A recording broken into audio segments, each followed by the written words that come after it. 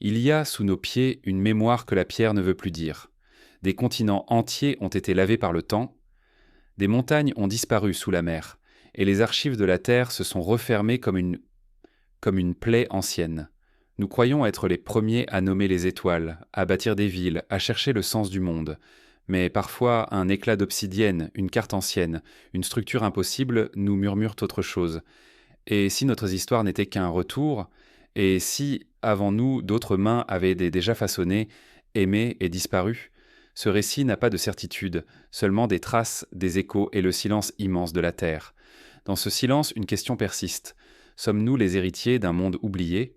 Sous la surface de la Terre, bien au-delà des routes et des villes, dorment des couches de silence. Chaque strate est un souvenir, chaque grain de sable, une syllabe d'un langage que nous avons oublié de comprendre. Si l'on pouvait écouter la pierre, elle raconterait un monde antérieur au nôtre, une époque dont le vent a effacé le nom. La science parle de millions d'années, d'ères géologiques et d'extinctions successives. Mais sous ces mots froids, quelque chose palpite. Une impression de continuité brisée, comme si la mémoire du monde avait été réécrite plus d'une fois. Quand les géologues étudient les sédiments, ils lisent dans la matière une succession d'effondrements. Des mers disparues, des continents engloutis, des formes de vie effacées sans retour. Pourtant, certains reliefs semblent trahir un ordre, une intention, comme si la nature avait été guidée. Des falaises taillées à angle droit, des blocs de pierre trop réguliers pour être le fruit du hasard. Ces anomalies nourrissent une idée troublante. Et si d'autres mains, bien avant les nôtres, avaient donc modelé la Terre? On retrouve parfois, enfouis dans le charbon ou dans des strates vieilles de plusieurs dizaines de millions d'années, des objets qui ne devraient pas exister. Une sphère métallique parfaite, un clou fossilisé dans une pierre, une trace de semelle dans une roche trop ancienne. La science officielle rejette souvent ces découvertes comme des curiosités mal datées, des coïncidences ou de simples malentendus. Mais derrière chaque rejet demeure une faille, la possibilité que notre chronologie soit incomplète. Les traditions les plus anciennes, elles, n'ont jamais douté de l'existence d'âges révolus. Les textes hindous évoquent des civilisations antérieures, englouties à la fin de chaque cycle cosmique. Les anciens Grecs parlaient d'un peut des peuples d'or, d'argent, de bronze et de fer, comme au temps de renaissance et de déclin. Les Mayas, les Égyptiens, les Dogons, tous racontent la même histoire avec des symboles différents. Celle d'un monde qui s'élève, atteint un sommet de lumière, puis retombe dans l'oubli. Certaines montagnes paraissent nées d'une architecture disparue. Au cœur de la Bolivie, les pierres de Puma Punku défient encore l'explication. Blocs gigantesques taillés avec une précision qui exige une technologie absente de leur époque supposée. En Égypte, des couches plus anciennes, sous les temples de Luxor et d'Abydos, laissent deviner des constructions antérieures aux dynasties connues.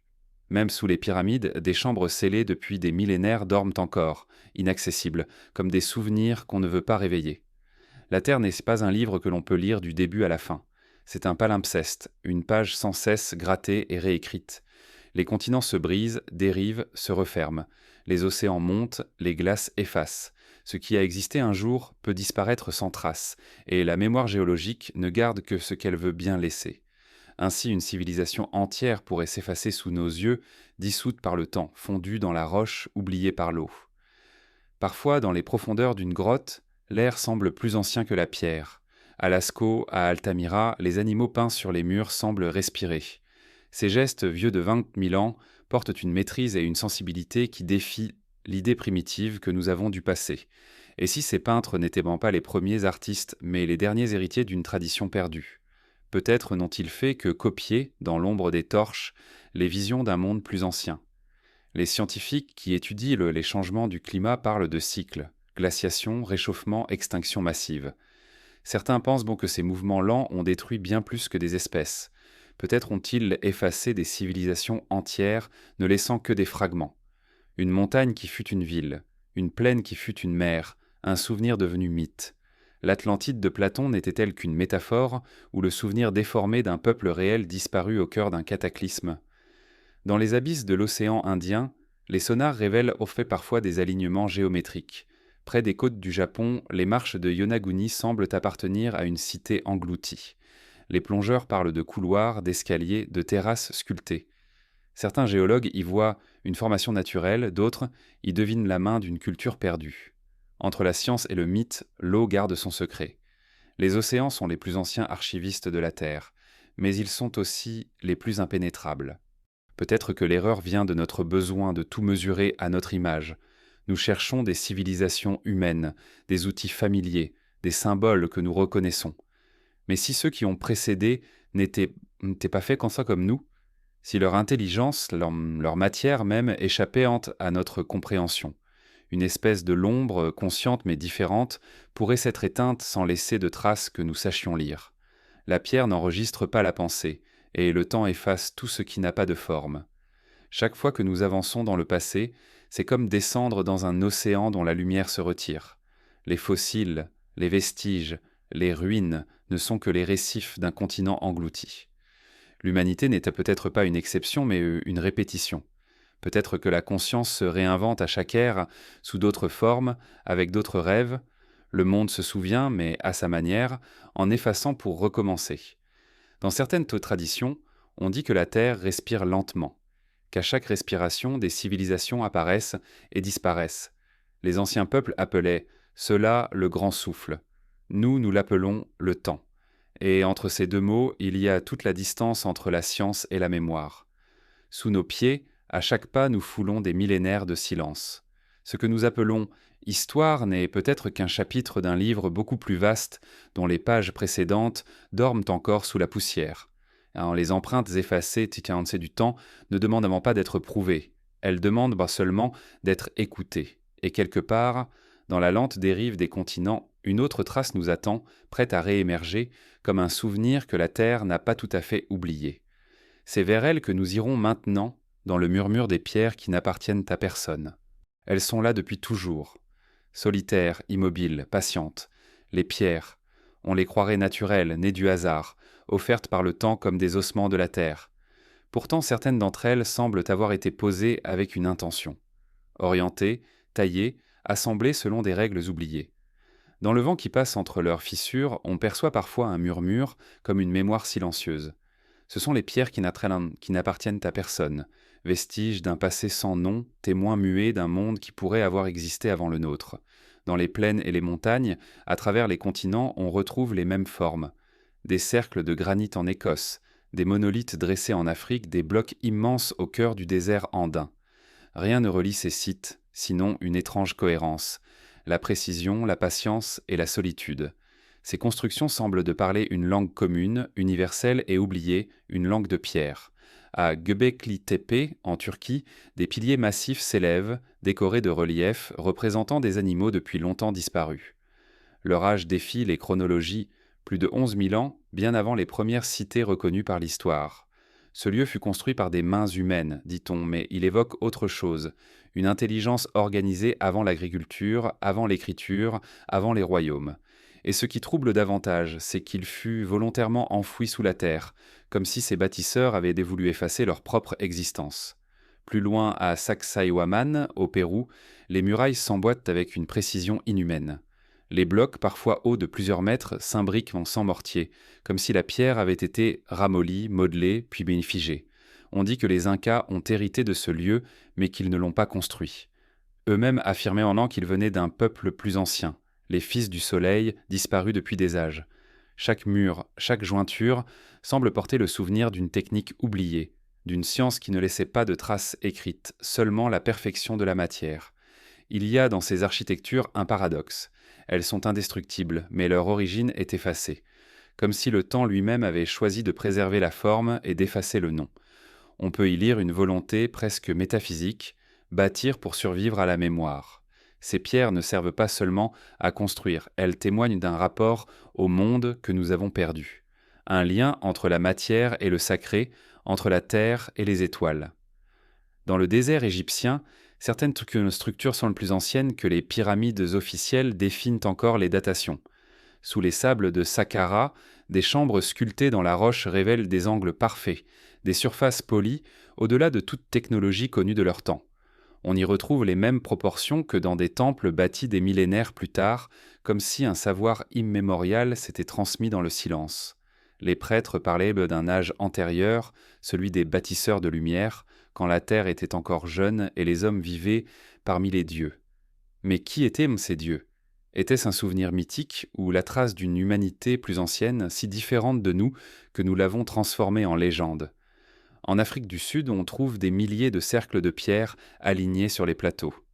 Certains chercheurs y voient dans de simples enclos pour le bétail. D'autres parlent d'observatoires ou même de villes anciennes, érodées jusqu'à l'oubli. Les plus anciennes de ces structures pourraient remonter à 200 000 ans. Si cela était vrai, elles appartiendraient à un monde où l'humanité moderne n'était qu'à peine née. Et pourtant, les alignements sont précis, ordonnés, liés au mouvement du Soleil. Ce n'est peut-être qu'une illusion, mais c'est une illusion qui interroge notre certitude. Dans chaque civilisation connue, les pierres monumentales précèdent en soi toujours les cités. Avant l'écriture, avant la loi, avant les royaumes, il y avait la pierre dressée. Elle reliait le ciel et la terre, le visible et l'invisible. On bâtissait pour marquer un passage, pour rappeler un cycle, pour retenir une mémoire. Si un peuple avait existé avant nous, il aurait probablement laissé les mêmes traces, des structures massives capables de défier le temps. Et c'est précisément ce que nous trouvons partout, sans en comprendre la logique. Au Cambodge, les temples d'Angkor reposent sur des fondations plus anciennes que leur apparence, sous les couches visibles d'autres murs, d'autres orientations. En Crète, à Knossos, on trouve des pierres sculptées avec une régularité qui dépasse les outils connus de l'âge du bronze. À Tiahuanaco, à Baalbek, à Stonehenge, les mêmes questions se répètent. Pourquoi ces lieux? Pourquoi ces dimensions? Pourquoi ce silence? Le mystère des pierres, c'est qu'elles ne prouvent rien. Elles ne racontent pas, elles suggèrent, elles ne disent pas voici la vérité, mais voici ce que le temps n'a pas pu effacer. Elles sont la dernière voix d'un passé dont le reste a disparu. Il est troublant de constater que, malgré la diversité des peuples et des continents, la forme du sacré reste la même. Toujours la pierre dressée, le cercle, l'axe orienté vers les astres. Ces répétitions ne sont pas le fruit du hasard. Elles ressemblent à un souvenir collectif, une mémoire antérieure à l'écriture, peut-être inscrite dans la conscience humaine. Comme si nous répétions, sans le savoir, un geste appris d'ailleurs, transmis à travers le sommeil des âges. Les archéologues hésitent à parler d'une civilisation globale antérieure, car aucune preuve formelle ne lie ces sites entre eux. Pourtant, un fil invisible semble les relier. La volonté de dialogue avec le cosmos, le refus de l'éphémère, la recherche d'un ordre caché dans la pierre. Peut-être n'était-ce pas une seule civilisation, mais plusieurs, unies par la même intuition que la matière pouvait être mémoire. Les mythes, eux, parlent souvent de maîtres bâtisseurs venus d'un autre âge. Les Néthers d'Égypte, les Viracocha andins, les Asuras indiens, les Tuatha Dé Danann celtes. Tous portaient le même savoir. Comment tailler la pierre, comment l'orienter selon le soleil, comment y inscrire le passage du temps. Peut-être que ces récits ne sont pas de simples inventions, mais des souvenirs déformés d'un peuple qui avait vu plus loin que nous. Aujourd'hui encore, les pierres dérangent. Elles ne s'expliquent pas. Les datations se contredisent, les hypothèses se heurtent. Chaque théorie éclaire un fragment, mais l'ensemble reste dans l'ombre. Les pierres gardent le secret de leur naissance. Peut-être parce qu'elles ne sont pas faites pour être comprises, mais pour être ressenties. Dans leur silence, elles rappellent à l'homme sa petitesse, son passage. Elles ne lui appartiennent pas plus qu'il n'appartient à elle. Sous la mousse, sous la pluie, sous la poussière, ces monuments persistants. Ils ne demandent pas à être crus, seulement à être observés. Leur présence suffit à troubler la certitude. Et si elles étaient avant les dernières traces d'un monde antérieur, effacées non par le hasard mais par le cycle même du temps? Le vent passe entre les blocs de Sacsayhuaman, glisse sur les dalles de Baalbek, siffle dans les cercles de pierre d'Afrique. Ce n'est pas un son, c'est une respiration. Et comme si la terre elle-même se souvenait encore, à travers elle, d'un passé qu'elle refuse de livrer tout entier. Les pierres qui n'appartiennent à personne sont les témoins d'un dialogue interrompu entre l'homme et le monde. Elles ne sont ni les nôtres, ni celles de nos ancêtres connus. Elles sont les restes d'une mémoire plus vaste, d'un cycle oublié. Et si, dans le cœur de ces pierres, se cachait la clé d'un langage plus ancien que le nôtre, un langage fait de silence, de patience et de lumière? Peut-être que la réponse dort encore là, dans la pierre, attendant simplement que quelqu'un se souvienne d'écouter. Au loin, sous les sables, d'autres formes sommeillent, d'autres murs, d'autres géométries. C'est là que nous irons maintenant, vers la mémoire minérale où la Terre elle-même devient l'archive d'un monde perdu. La Terre n'oublie rien. Elle ne raconte pas ses souvenirs comme nous le faisons, mais elle les garde en silence dans ses profondeurs. Les montagnes, les falaises, les cristaux, les sédiments. Chacun d'eux est une page d'un livre que le temps écrit sans hâte. Pourtant, cette mémoire n'est pas linéaire. Elle se plie, se brise, se reforme. Certaines lignes sont effacées, d'autres réécrites par le feu ou la glace. La mémoire minérale ne se lit pas, elle se devine. Chaque pierre, chaque grain de sable est un témoin du passage de l'univers à travers lui. Dans la lenteur du minéral se cache le souvenir d'événements que la chair n'aurait pas pu supporter. La naissance des continents, le feu des origines, les pluies d'étoiles qui ont forgé la matière même de nos os. Quand on touche une roche, on touche une archive vivante, un fragment d'éternité. Mais certaines pierres semblent raconter autre chose. Non plus seulement le récit géologique de la Terre, mais un souvenir humain, ou presque humain, trop ancien pour être daté. Des blocs déplacés, polis, orientés, taillés d'une manière qui défie l'histoire connue. Des gisements qui, une fois ouverts, révèlent en défendant des traces d'ordre, de pensée, de dessin. Si la mémoire de la Terre est inscrite dans sa matière, alors peut-être y a-t-il aussi, enfoui en elle, la mémoire d'une intelligence qui l'a façonnée avant nous. Les géologues disent que la pierre se souvient des pressions, des chocs, des brûlures. Chaque fissure, chaque veine minérale est la trace d'une lutte contre le temps. Pourtant, dans certaines formations, la précision et la régularité semblent excessives, presque artificielles. Des structures hexagonales parfaites, des symétries fractales inscrites dans le basalte, des cavités si lisses qu'on les croirait polies à la main. L'œil humain, en cherchant un sens, y reconnaît un geste. Et ce geste, même imaginaire, éveille une question. Qui ou quoi a laissé cela ? Il existe des roches plus anciennes que la vie.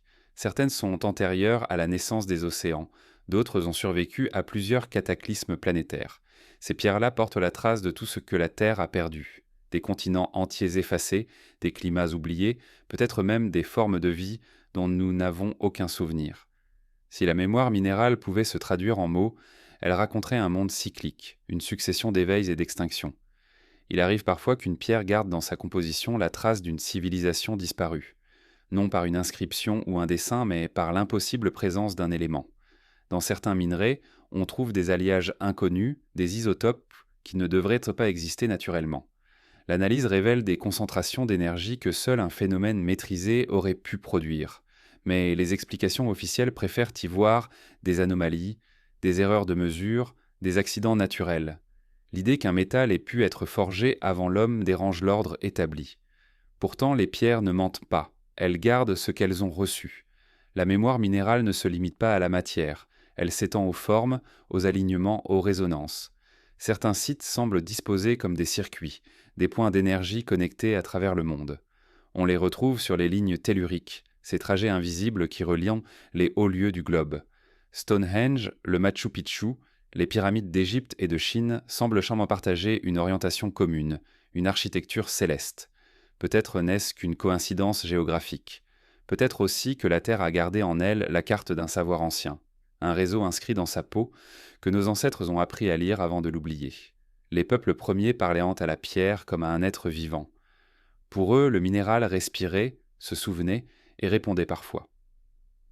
Dans les Andes, certaines montagnes sont considérées comme des esprits endormis. En Australie, les roches peintes des aborigènes racontent dans des histoires qui datent de la création du monde. Au Japon, les ishi, pierres sacrées, marquent les lieux où le visible et l'invisible se rejoignent. Partout, la pierre n'est pas un objet. Elle est un être, une mémoire. Cette conception que la science moderne rejette souvent comme symbolique pourrait pourtant contenir une vérité plus profonde. Si la conscience existe dans la matière, alors le minéral en serait la forme la plus ancienne. Il ne pense pas comme nous, mais il conserve. Il ne rêve pas, mais il garde trace de tous les rêves. Il n'oublie pas. Ce que nous appelons la Terre n'est peut-être que la somme de ces mémoires accumulées, une conscience lente, géologique, qui observe sans intervenir. Parfois, la pierre parle à travers l'art. Les bâtisseurs anciens s'aventent que certaines formes minérales résonnent avec des fréquences particulières. Dans certaines grottes, un simple son produit un écho d'une pureté troublante. À d'autres endroits, les roches amplifient ou étouffent la voix, comme si elles choisissaient pourquoi de répondre. Ces lieux servaient souvent de sanctuaires, non pas parce qu'ils étaient menés pratiques, mais parce qu'ils étaient en vivant.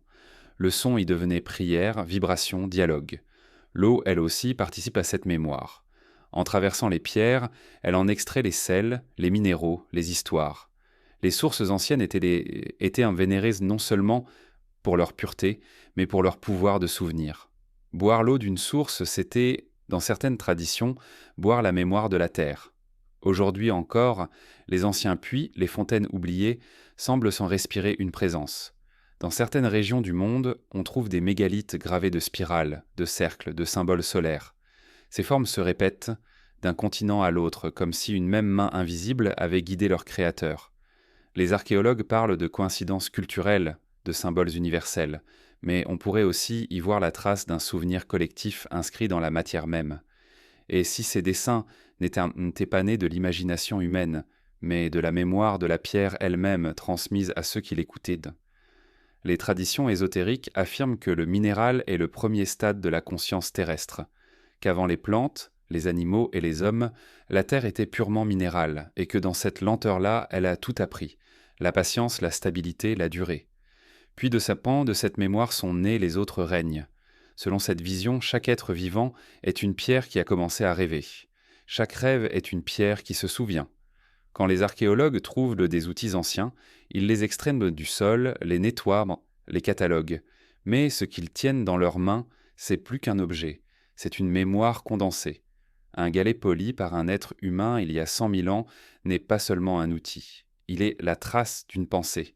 Et dans cette pensée, la continuité d'un geste partagé avec tout ce qui, avant nous, a voulu comprendre le monde. La mémoire minérale n'a pas besoin de témoins. Elle n'attend pas qu'on la découvre. Elle existe simplement, et c'est nous qui passons devant elle, trop vite pour comprendre. Pourtant, elle continue de nous influencer.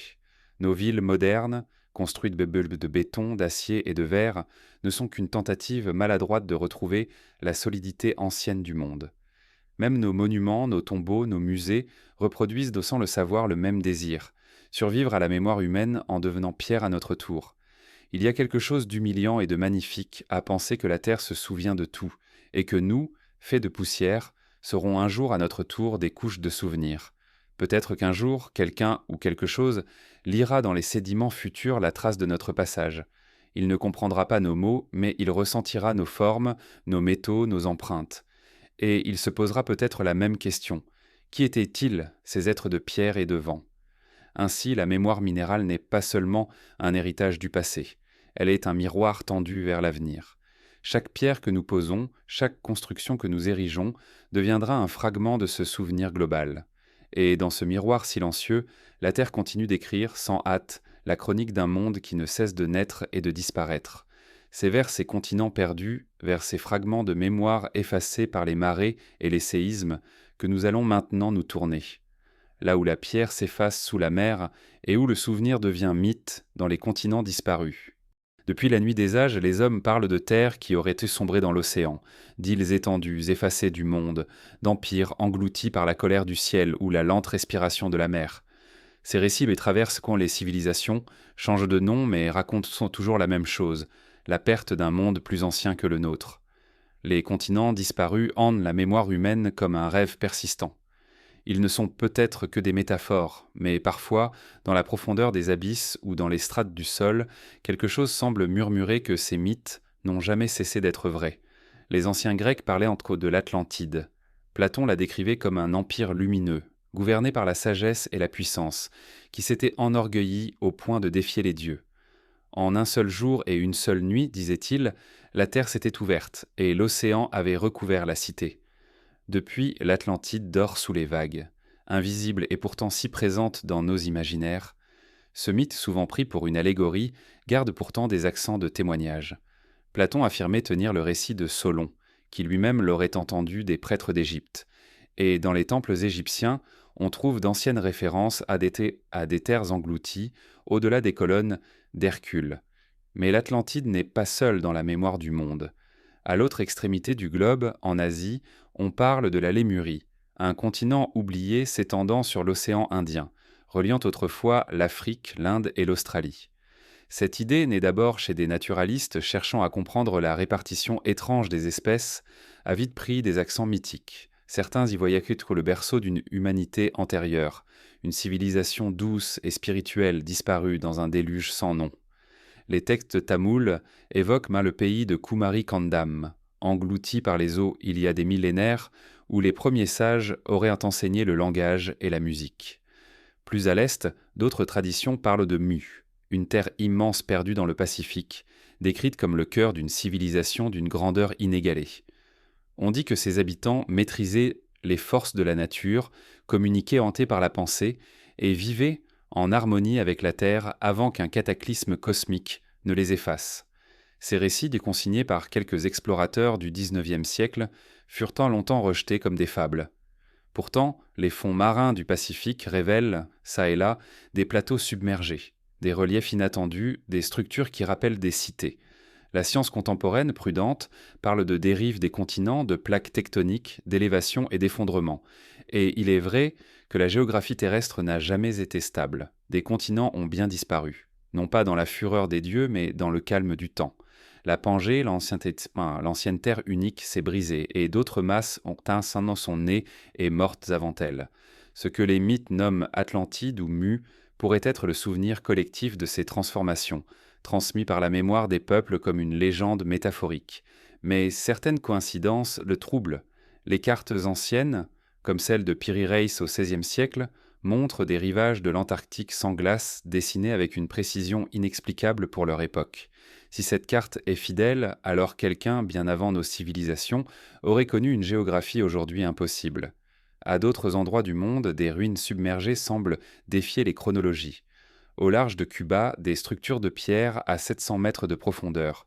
Près du Japon, à Yonaguni, des escaliers, des terrasses, des couloirs sculptés dans la roche sous la mer. Les experts débattent, formation naturelle, illusion ou vestiges réels. Mais l'eau, indifférente, continue de les dissimuler. Les mythes du déluge, eux aussi, résonnent comme un écho de ces effacements. Dans presque toutes les cultures, on raconte une inondation qui aurait balayé le monde ancien. Les récits sumériens parlent d'un roi prévenu par un dieu avant que les eaux ne montent. La Bible, le Coran, les textes indiens, les traditions amérindiennes évoquent la même scène.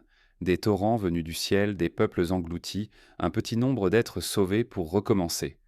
Peut-être ces histoires ne sont-elles pas des paraboles, mais des souvenirs d'événements géologiques réels, montées brutales des mers à la fin de la dernière ère glaciaire, engloutissant des régions entières où l'homme avait bâti ses premiers chauffoyers.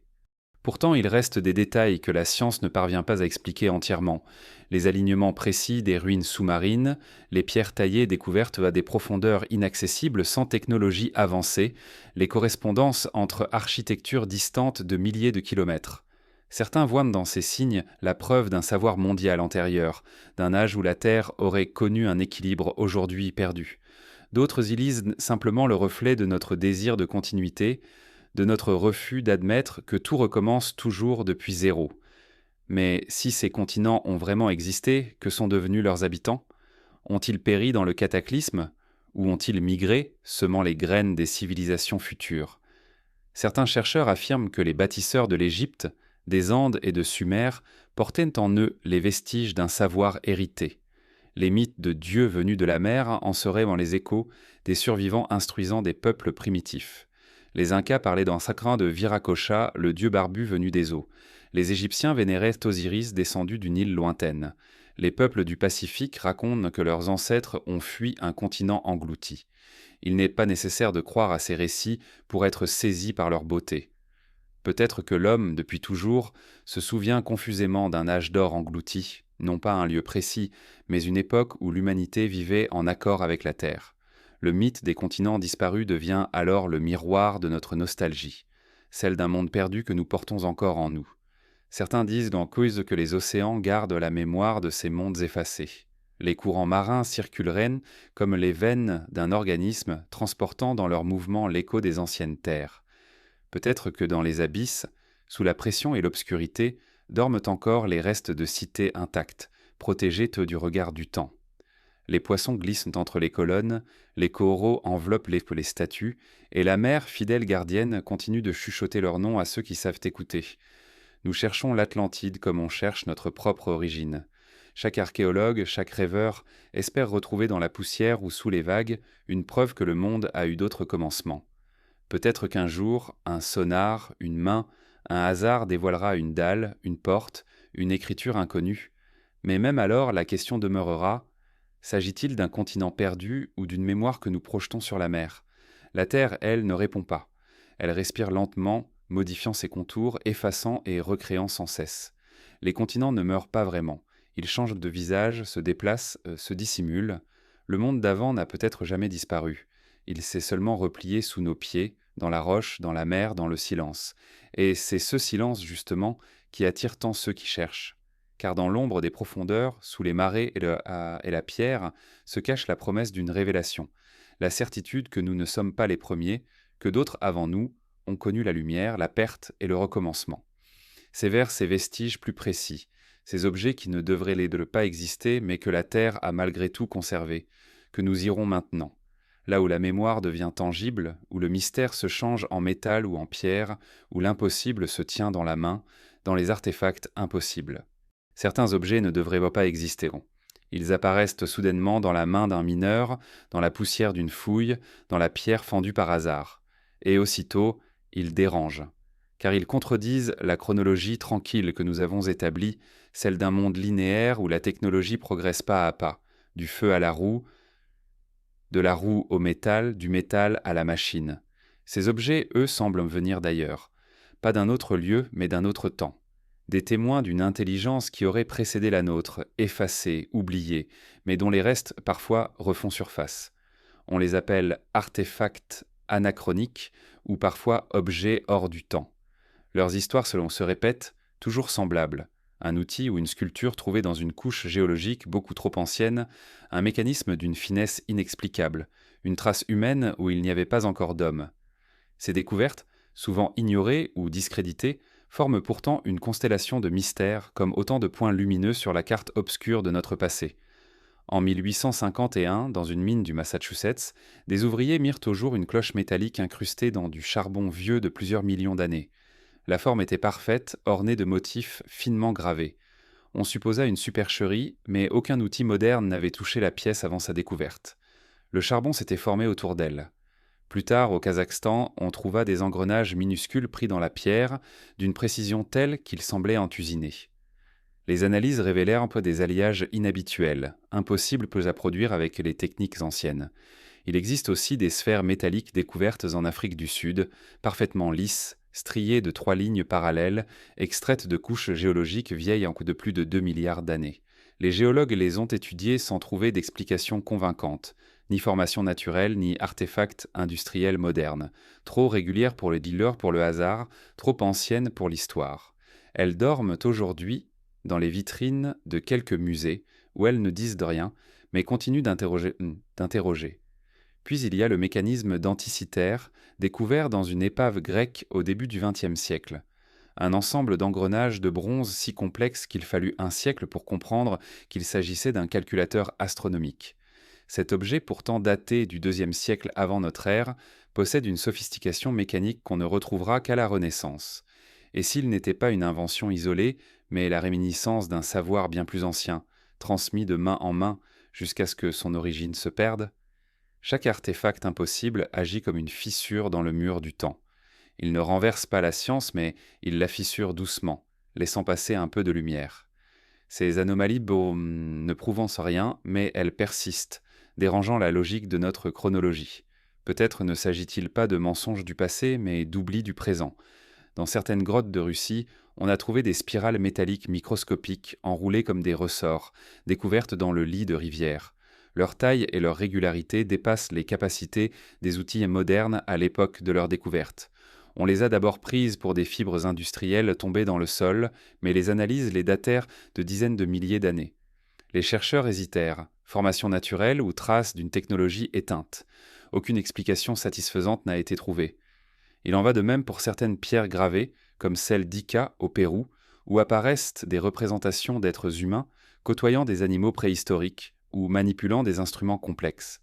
Ces objets ont suscité de vives polémiques. Beaucoup furent déclarés faux, d'autres authentiques, sans conclusion définitive. Pourtant, l'idée demeure troublante, celle d'une mémoire culturelle qui aurait traversé les âges, peut-être transmise par des survivants d'un monde antérieur. Les anciennes civilisations semblaient, elles aussi, se souvenir d'un savoir oublié. Dans les textes védiques de l'Inde, on trouve la description d'armes et de véhicules d'une sophistication presque moderne.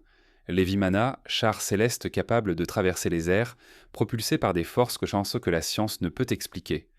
Dans les récits sumériens, les dieux utilisaient des mi, objets sacrés contenant des pouvoirs technologiques. Les traditions parlent d'éclats de connaissances, de fragments d'un âge précédent. Peut-être ces légendes ne sont-elles que le souvenir symbolique d'une réalité perdue. Les artefacts impossibles ne posent pas seulement la question du comment, mais celle du pourquoi. Pourquoi ces objets existent-ils ? Pourquoi ont-ils survécu alors que leurs créateurs, eux, ont disparu ? Peut-être sont-ils des messages laissés pour témoigner, ou simplement des reliques indifférentes, épargnées par le hasard. Dans leur silence, ils semblent dire que le temps n'efface pas tout, mais conserve parfois, au cœur de la matière, une trace de ce qui fut. Certains chercheurs ont suggéré une autre hypothèse. Et si ces objets appartenaient à un cycle oublié ? Si la Terre avait connu plusieurs humanités, séparées par des cataclysmes.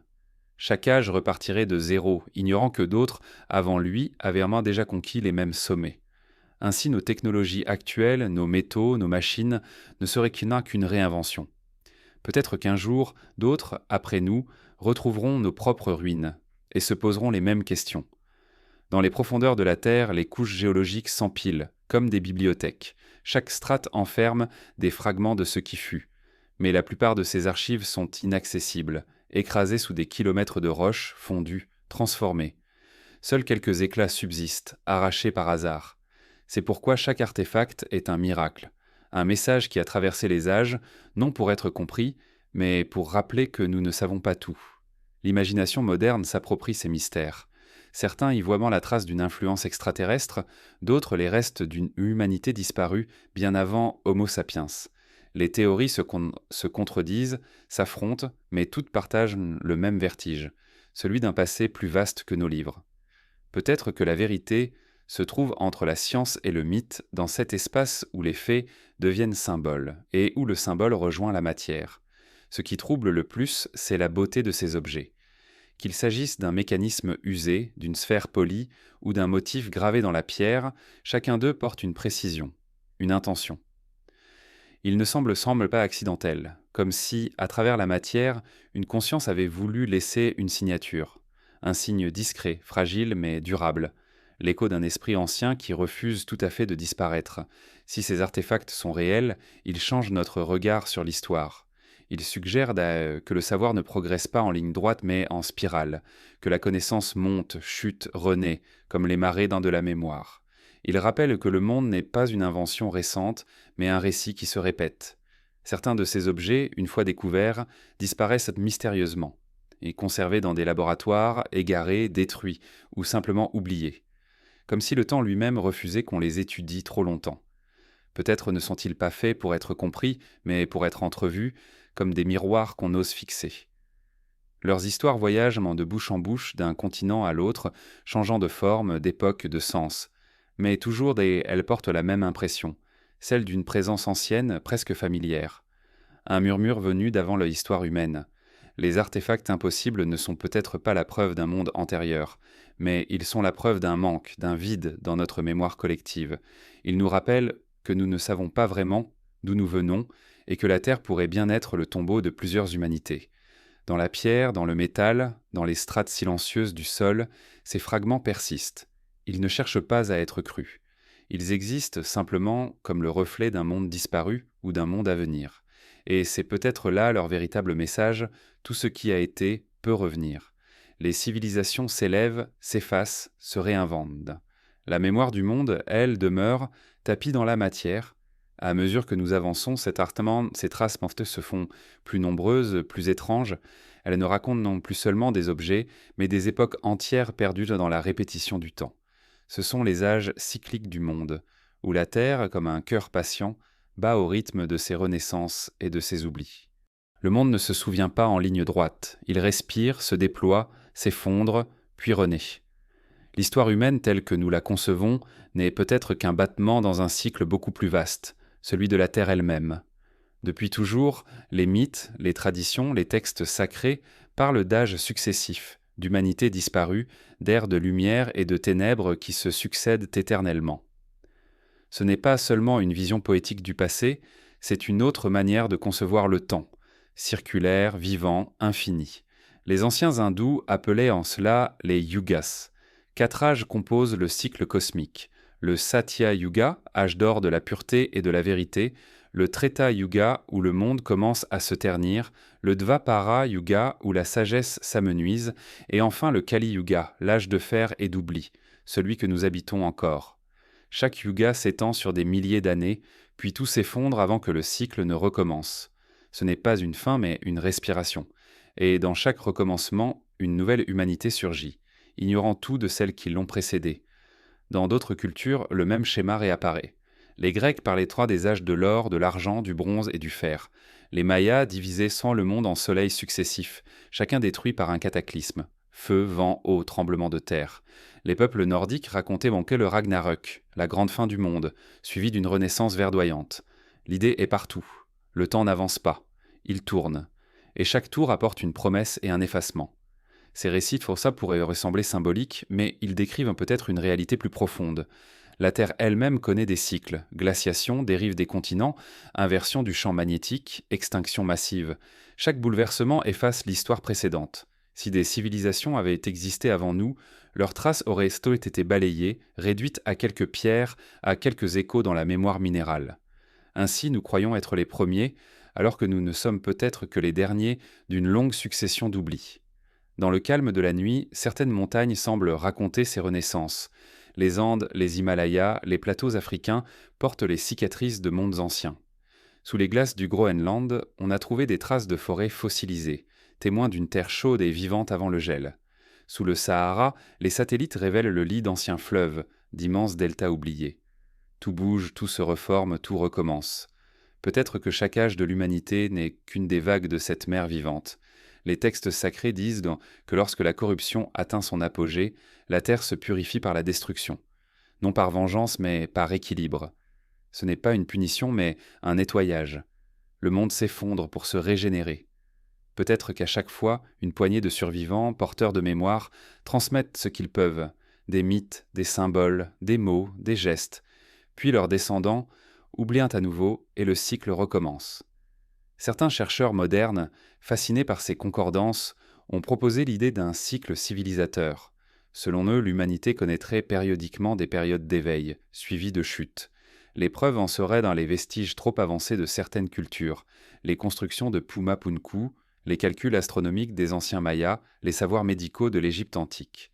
Des pics de connaissances suivis d'un long silence, comme des sommets de conscience surgissant dans un océan d'oubli.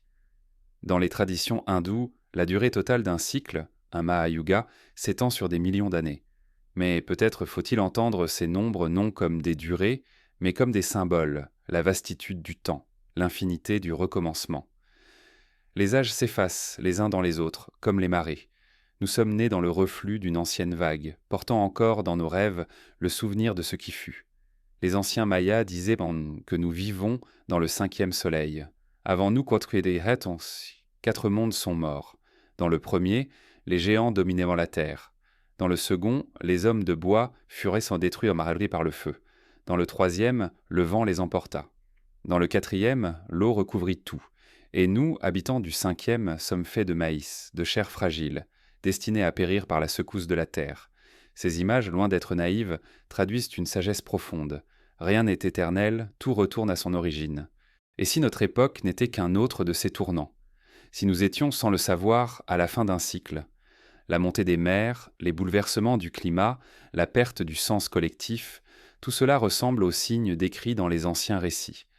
La Terre semble changer de peau, lentement, comme si elle préparait une nouvelle ère. Les civilisations s'épuisent, les certitudes s'effritent, mais quelque chose d'autre germe déjà dans le silence. Les âges cycliques du monde ne sont pas des malédictions. Ils sont les respirations du vivant. Chaque fin porte en elle une graine. Chaque effondrement prépare un recommencement. Nous croyons à la linéarité parce que notre vie est brève, mais la Terre, elle, pense en spirale. Elle se souvient de tout, mais ne garde que ce qui doit durer. Le reste se dissout dans le temps, comme la neige dans la mer. Certains sages disaient que la connaissance véritable n'est pas de savoir où nous allons, mais de nous souvenir d'où nous revenons. Ce souvenir ne se trouve pas dans les livres, ni dans les musées, mais dans la vibration même du monde. Il se manifeste dans les instincts, les rêves, les symboles qui traversent les âges. Quand un être humain lève la tête vers les étoiles et se demande d'où il vient, il répète le geste de tous ceux qui l'ont précédé.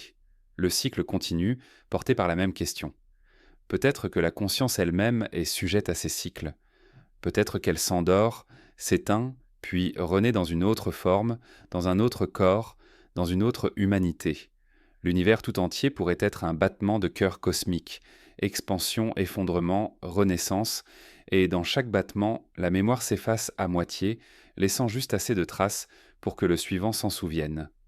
Ainsi le monde n'avance pas, il respira, et dans cette respiration, nous sommes à la fois le passé et l'avenir, les témoins d'une histoire que nous avons déjà vécue 1000 fois. Les pierres, les mythes, les mers et les astres conservent la trace de ces cycles. Elles nous rappellent que rien n'est perdu, seulement transformé. Ce que nous appelons oubli n'est qu'un repos, une attente, et ce que nous croyons neuf n'est qu'un souvenir qui revient à la surface. Dans le murmure des vents anciens et la lumière des étoiles qui ne brillantent plus, le monde continue d'écrire, sans commencement ni fin, son éternelle spirale. Et tandis que nous tournons avec lui, un autre mystère se dessine, celui des anomalies que la science hésite à nommer, des fossiles, des pierres, des récits qui défiantent nos certitudes, des preuves fragiles que l'ordre établi pourrait n'être qu'une illusion. C'est vers ces doutes que nous allons maintenant. Quand la science hésite. La science est née du besoin de comprendre le monde, de mettre en ordre ce que la nature offre d'incohérent, de ramener l'inconnu vers la lumière.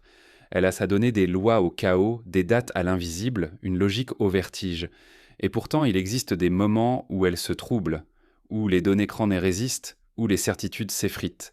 Ces instants fragiles, où la science hésite, sont peut-être les plus précieux. Car c'est là, dans cette hésitation, que se glisse le mystère du monde. Les savants parlent de fossiles impossibles, d'artefacts trop anciens, de couches géologiques mal ordonnées, des anomalies. Dans leur laboratoire, ils examinent des traces qui ne devraient pas être là, empreintes humaines dans des strates vieilles de millions d'années, objets façonnés dans la pierre antérieure à toute civilisation connue. La méthode exige d'écarter l'erreur, le hasard, la supercherie, mais il arrive que l'inexplicable persiste. Alors, on le range dans les marges, on le tait. Le savoir, parfois, avance en oubliant. Prenons les empreintes de l'Aétolie, découvertes en Tanzanie. Elles datent d'environ 3,6 millions d'années. On y distingue des pas, nets, presque humains, dans une cendre volcanique durcie. L'histoire officielle y voit les traces de nos ancêtres, australopithèques, bipèdes hésitants. Pourtant, certains détails troublent. La régularité de la démarche, la voûte du pied, la position du gros orteil, tout cela semble plus moderne qu'il ne devrait l'être. Peut-être une simple illusion, disons que les experts. Mais dans ce peut-être, il y a déjà un vertige. À Paluxy, au Texas, des empreintes semblables furent trouvées trouillis, à proximité de traces modernes de dinosaures. Certaines paraissent humaines, la communauté scientifique les a rejetées, y voyant des érosions naturelles, des manipulations, des formes fortuites. Pourtant, d'autres chercheurs, en dehors des cercles officiels, continuent d'enquêter, douter, interroger. Et si la Terre avait connu plusieurs humanités, séparées par des ères, des civilisations perdues bien avant l'aube reconnue de l'homme moderne, il y a aussi ces fossiles énigmatiques, où l'on trouve des objets manufacturés pris dans la pierre. En 1912, un mineur trouva dans le Colorado un marteau enfermé dans un nodule de calcaire datant de plus de 100 millions d'années. L'analyse révéla une tête métallique d'une pureté inhabituelle, un alliage que la métallurgie ancienne ne pouvait produire. On parle d'un dépôt anormal, d'un phénomène naturel. Mais la forme du manche, encore incrustée dans la roche, défiait l'explication. La science polie ferma le dossier. Lorsque la science rencontre l'inexplicable, elle se protège. Elle doute non par faiblesse mais par prudence, car son langage ne supporte pas l'incertitude prolongée. Elle exige la preuve, le protocole, la reproductibilité. Mais le passé, lui, n'obéit pas à ces règles. Il se livre par fragments, par intuition, par coïncidence. Les vestiges ne se répètent pas, ils apparaissent, dérangent, puis disparaissent. La datation, souvent perçue comme une certitude, est elle aussi traversée de fissures. Les méthodes au carbone, au potassium, à l'uranium ne sont pas des absolus, mais des interprétations. Une infime contamination, un contexte mal compris, et le temps se fausse. On croit mesurer des millions d'années, alors qu'on ne mesure peut-être qu'un écho. Certaines pierres, sous certaines conditions, conservent des isotopes de manière inégale, réécrivant les âges à leur manière. Le temps géologique n'est pas une ligne, mais une texture. Dans les profondeurs des forêts d'Afrique ou d'Asie, on a parfois trouvé des sculptures trop anciennes pour appartenir à l'homme moderne, des figurines d'argile, des visages stylisés, des symboles géométriques. On y voit des œuvres d'art brutes ou les jeux du hasard. Mais les datations, quand elles sont possibles, les renvoient à des époques où l'intelligence humaine n'aurait pas encore existé. Qui les a faites? Un ancêtre oublié, une espèce cousine ou autre chose? La science préfère se taire plutôt que d'ouvrir une porte qu'elle ne pourrait refermer. Les archéologues, parfois, se trouvent face à des ruines dont la technique dépasse ce que l'époque permettait. Des murs aux joints parfaits, des gravures impossibles à réaliser avec les outils connus. Alors on parle d'anomalies culturelles, de miracles de l'artisanat. On refuse d'imaginer un savoir plus ancien, car cela exigerait de repenser toute la chronologie humaine. Ce refus n'est pas malveillance, mais instinct de conservation. La science, pour demeurer stable, doit tracer des frontières qu'on a à l'inconnu. Dans les laboratoires, certains chercheurs étudiant la mémoire des roches, les isotopes figés dans le cristal, les variations du magnétisme terrestre. D'autres analysent tant les glaces polaires, qui conservent dans leur couche les souffles du passé, l'air respiré par des êtres disparus, les cendres d'éruptions oubliées, les traces de civilisation que la mer a effacées. Dans ces strates de glace, parfois, on trouve des particules étranges, métaux rares, microfibres, composés chimiques qui ne devraient pas exister dans des époques pré-industrielles. On parle de contamination moderne, mais les couches datées la montrent autre chose. La science en prend note, puis passe à autre chose.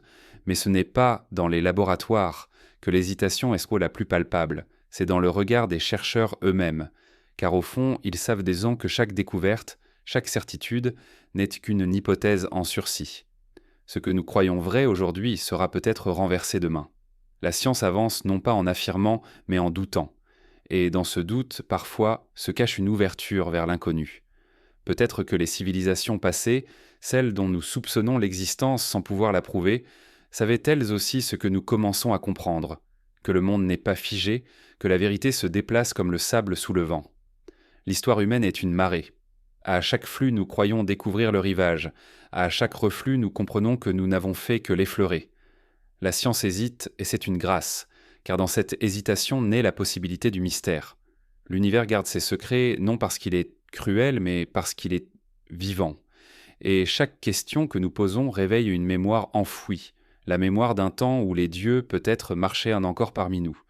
C'est vers ces dieux, justement, que notre voyage se poursuit. Ceux dont les anciens disaient qu'ils n'étaient pas éternels, mais qu'ils se souvenaient. Des êtres venus, d'avant l'homme, porteurs d'un souvenir que le monde n'a jamais su effacer. Ce sont eux, désormais, que nous irons écouter, les dieux qui se souvenaient. Il y a un temps où les dieux marchèrent encore sur la terre. Pas les dieux du tonnerre ou du feu, mais des êtres de chair et de silence, porteurs d'un savoir si ancien qu'il ne pouvait être écrit. Ils n'étaient pas immortels, seulement très vieux.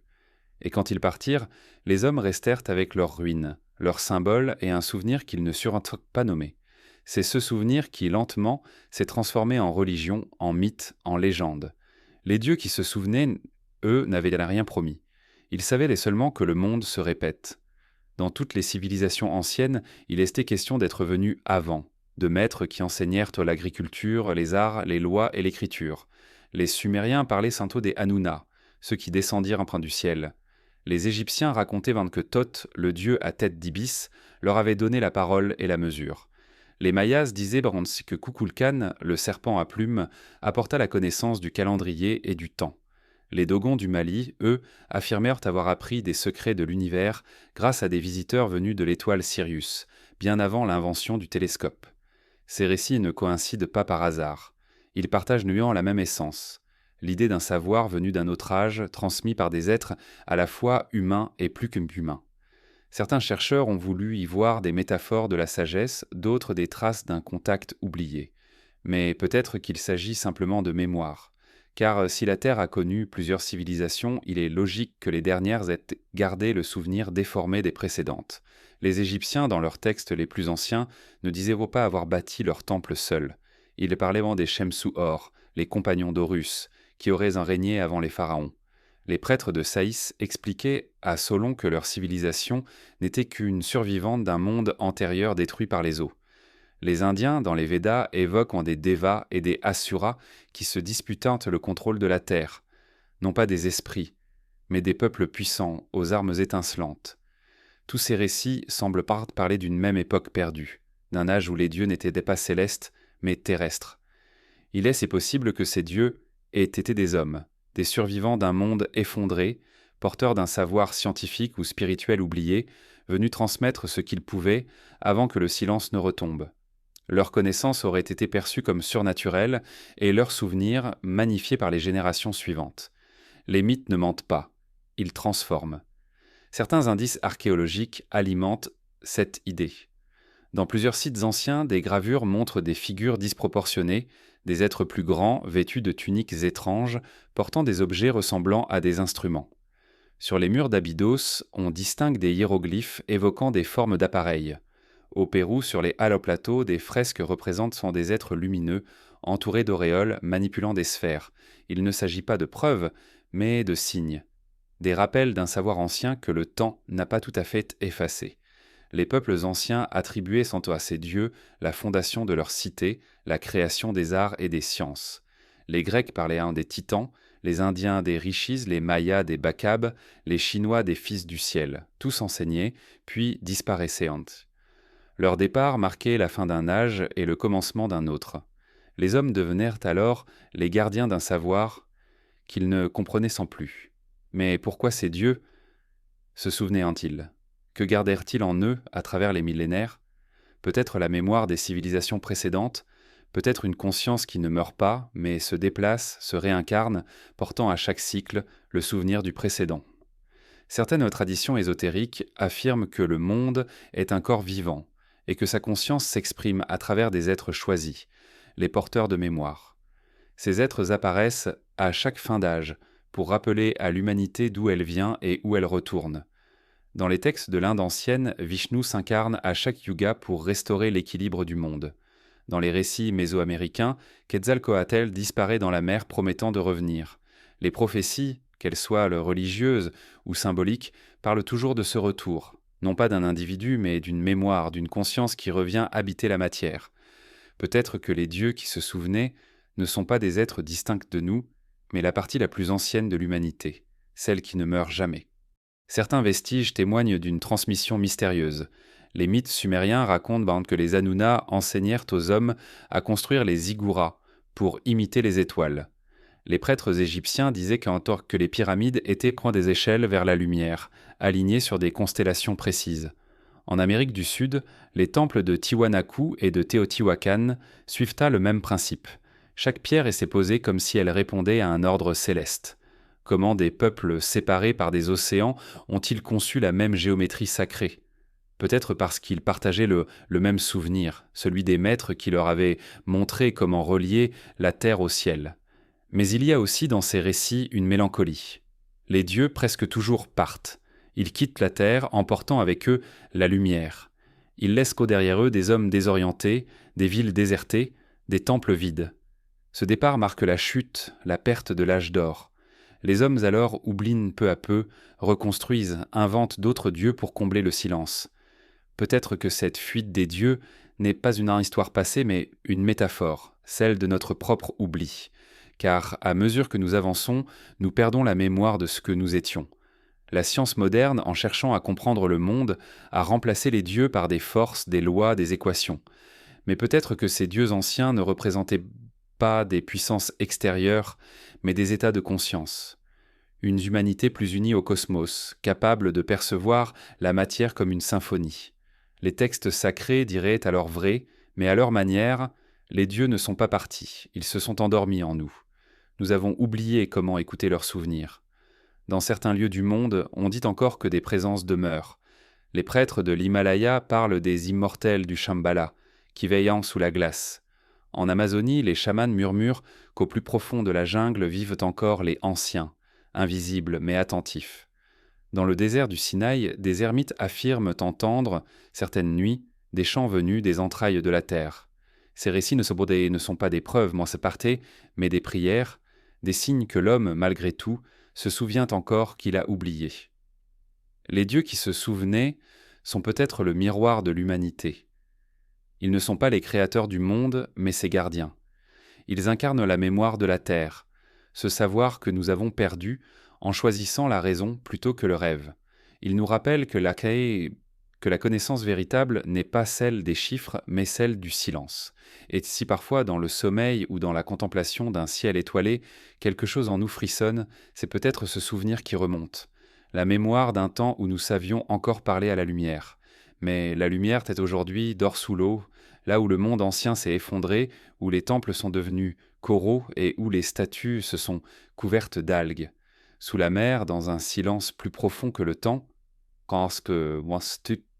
d'autres traces te persistent encore, des cités oubliées, englouties, où la mémoire du monde continue de respirer. C'est là que nous irons maintenant, la lumière sous les océans. Sous la surface tranquille des mers s'étend un monde sans horizon, sans ciel, où la lumière ne descend que pour mourir lentement, absorbée par l'eau, comme un souvenir que l'on efface. Pourtant, dans cette obscurité, la terre se souvient encore.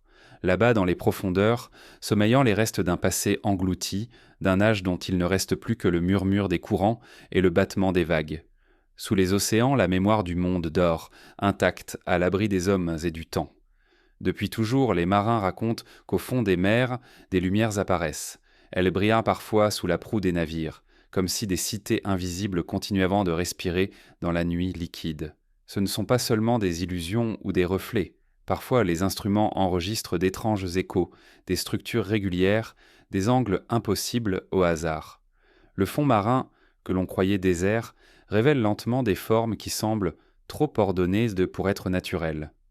Près des côtes japonaises, à Yonaguni, les plongeurs ont découvert ce que certains appellent le Machu Picchu sous-marin. Des terrasses gigantesques, des escaliers, des plateformes sculptées dans la roche. Les sceptiques parlent d'érosion, les autres y voient la trace d'une cité perdue, engloutie par un cataclysme ancien. Les pierres les sont massives, alignées puis avec une précision presque architecturale. Les angles droits défiant les géologues. La nature, dit-on, ne crée pas la symétrie par caprice. Quand la lumière des torches glisse sur ces surfaces taillées, un sentiment de malaise naît, celui de reconnaître dans les abysses la main de l'homme. Mais quel homme? À quelle époque? Les datations ne coïncident pas. Yonaguni pourrait remonter à 12 000 ans, une époque où les mers étaient l'an plus basses, où des terres aujourd'hui englouties formaient des ponts entre les continents. Peut-être s'agissait-il d'une civilisation côtière, effacée par la montée des eaux à la fin de la dernière glaciation. Le Pacifique, si vaste, pourrait cacher des dizaines d'autres cités comme celle-ci, invisibles sous les sédiments et le sel. Au large de Cuba, les sonars ont révélé, à 700 mètres de profondeur, des structures monumentales, des pyramides, des murs, des routes tracées. Les images sont floues, mais suffisantes pour troubler les chercheurs. Comment expliquer la présence de tels alignements à une profondeur où, autrefois, aucun océan ne devait exister? Certains avancent l'idée d'une terre effondrée, d'un continent submergé par un mouvement tectonique soudain. D'autres y voient une illusion acoustique, un jeu d'ombre dans la vase. Mais là encore, la certitude se dérobe. En Inde, dans le golfe de Cambay, des plongeurs ont retrouvé des traces d'une cité immense enfouie sous des couches de limon. Les datations indiquent plus de 9000 ans, bien avant la naissance des grandes civilisations. Des murs de pierre, des fragments de poterie, des routes pavées. Si ces estimations sont exactes, elles bouleversent l'histoire telle que nous la connaissons.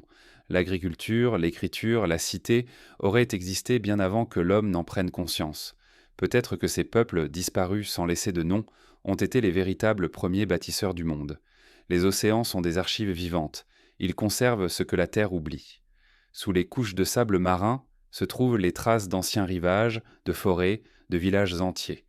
Le Doggerland, entre l'Angleterre et le Danemark, fut autrefois une plaine verdoyante où paissaient des troupeaux. Aujourd'hui, les filets de pêche remontent parfois des outils de façonner, des pointes de flèches, des os humains. Chaque objet sorti de l'eau est un fragment d'un monde effacé. Ces découvertes, dispersées, semblent en vouloir recomposer la carte d'une humanité qui vivait avant la mer. Les légendes se rejoignent. Les Celtes racontaient que les cloches de la ville d'Is sonnaient encore sous les flots. Les peuples de Polynésie évoquent Iva, l'île-mère engloutie par les vagues. Les Basques parlent d'un pays de pierre sous l'océan, que seuls les pêcheurs entendent la nuit. Même dans le Coran et la Bible, l'eau revient comme la frontière entre deux mondes, celui des vivants et celui des disparus. Le déluge, sous toutes ses formes, n'est pas seulement un châtiment divin, c'est un souvenir géologique. La mer n'est pas l'ennemi du monde, elle en est la mémoire. Sous la surface, tout change. Le temps n'y existe plus. Les ruines marines se conservent différemment, protégées de l'air. Les coquillages remplacent la poussière, les algues deviennent les gardiennes des murs. Là, la pierre respire encore. Les archéologues marins, en observant ces structures, disent souvent qu'ils ressentent une présence. Non pas une peur, mais une lenteur, une conscience. Comme si la mer elle-même savait ce qu'elle cache. Certains pensent que ces cités englouties ne sont pas mortes, mais qu'elles vibrent encore. Des relevés acoustiques ont capté des fréquences inhabituelles, des pulsations régulières, comme si les pierres respiraient. Peut-être un phénomène naturel, ou peut-être la signature d'un lieu qui conserve une énergie ancienne. Les temples, même sous l'eau, semblent alignés sur les mêmes étoiles que leurs équivalents terrestres. L'océan n'a pas effacé leur intention, il l'a simplement enfouie. Peut-être que ces ruines sont les restes d'un âge où l'homme vivait plus près des mers, conscient de leur pouvoir et de leur fragilité. Quand la glace fondit et que les eaux montèrent, ces peuples durent tout perdre, villes, mémoire, certitude. Leur disparition serait alors à l'origine des légendes du déluge, transmises de génération en génération jusqu'à devenir mythes. Mais sous la surface, les pierres continuent de témoigner, patientes, fidèles, indifférentes à nos doutes. Le plus troublant est peut-être que ces ruines, vues de loin, ressemblent à nos propres villes modernes. Les images sonores montrent des angles, des symétries, des alignements familiers, comme si l'histoire se répétait sans cesse, comme si la mer, inlassablement, reprenait ce que l'homme croit éternel. La lumière sous les océans n'est pas celle du soleil, c'est celle de la mémoire. Une lueur froide, diffuse, qui persiste dans la profondeur, entre les vagues et le silence. Quand les plongeurs descendent, ils disent de sentir un calme étrange, presque sacré. L'eau étouffe les sons, amplifie les pensées. Là, au cœur des abysses, il devient impossible de distinguer la réalité du souvenir. On flotte dans le passé du monde. Et si la mer était la gardienne du premier savoir, si dans ses profondeurs se conservaient les traces d'un âge oublié où les hommes parlaient encore à la terre, peut-être que les réponses qu'ont là nos origines ne se trouvent pas dans les cendres, mais dans le sel. Les océans sont la tombe et la matrice du monde. Tout ce qui s'y perd renaît ailleurs, transformé, dissous dans le cycle éternel. C'est pourquoi les ruines sous-marines fascinent tant.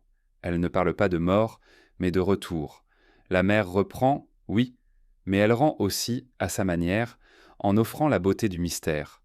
Sous les vagues, la lumière continue de brûler faiblement, témoin d'un monde d'avant le nôtre. Et tandis que nous cherchons à comprendre, à fouiller et à mesurer l'océan, lui garde son secret. Car certaines vérités ne se révèlent qu'à ceux qui savent écouter le silence. Et ce silence, parfois, émane des pierres elles-mêmes, de celles qui ont traversé le temps sans être détruites, de celles qui semblent encore nous observer. Ce sont les témoins de pierre, les gardiens muets d'un passé qui refusent tout à fait de mourir. Ils ne parlent pas, mais ils nous regardent. Depuis les montagnes, les déserts, les jungles et les mers, les pierres dressées du monde semblent veiller sur quelque chose que nous avons oublié. Elles sont immobiles, mais vivantes d'une lenteur que nous ne savons plus percevoir. Elles ont vu passer les saisons, les empires, les prières, et elles continuent, sans hâte, à demeurer. Ces pierres, que l'on croit muettes, sont les véritables gardiennes du temps, les témoins d'un âge où le monde avait un autre visage. À Stonehenge, dans la lumière pâle de l'aube, les monolithes se découpent contre le ciel comme les doigts d'une main ancienne. Les pierres y sont orientées avec une précision que l'on comprend à peine aujourd'hui, alignées sur le lever du soleil lors du solstice d'été.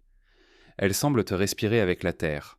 Les archéologues y voient un observatoire, un calendrier céleste, un temple. Mais il y a dans leur disposition quelque chose de plus intime, de plus profond. Comme si ces pierres ne servaient pas à mesurer le temps, mais à le rappeler. Elles nous diront que tout est cyclique, que chaque lever du soleil est un retour. Les mêmes alignements se retrouvent ailleurs, à des milliers de kilomètres. À Karnak, en Bretagne, où des milliers de menhirs tracent des lignes de pierre comme des chemins invisibles, à Napta Playa, dans le désert égyptien, où des blocs dressés suivent les étoiles comme une prière pétrifiée, ou encore dans les Andes, où les pierres de Sacsayhuaman s'emboîtent avec une précision d'orfèvre.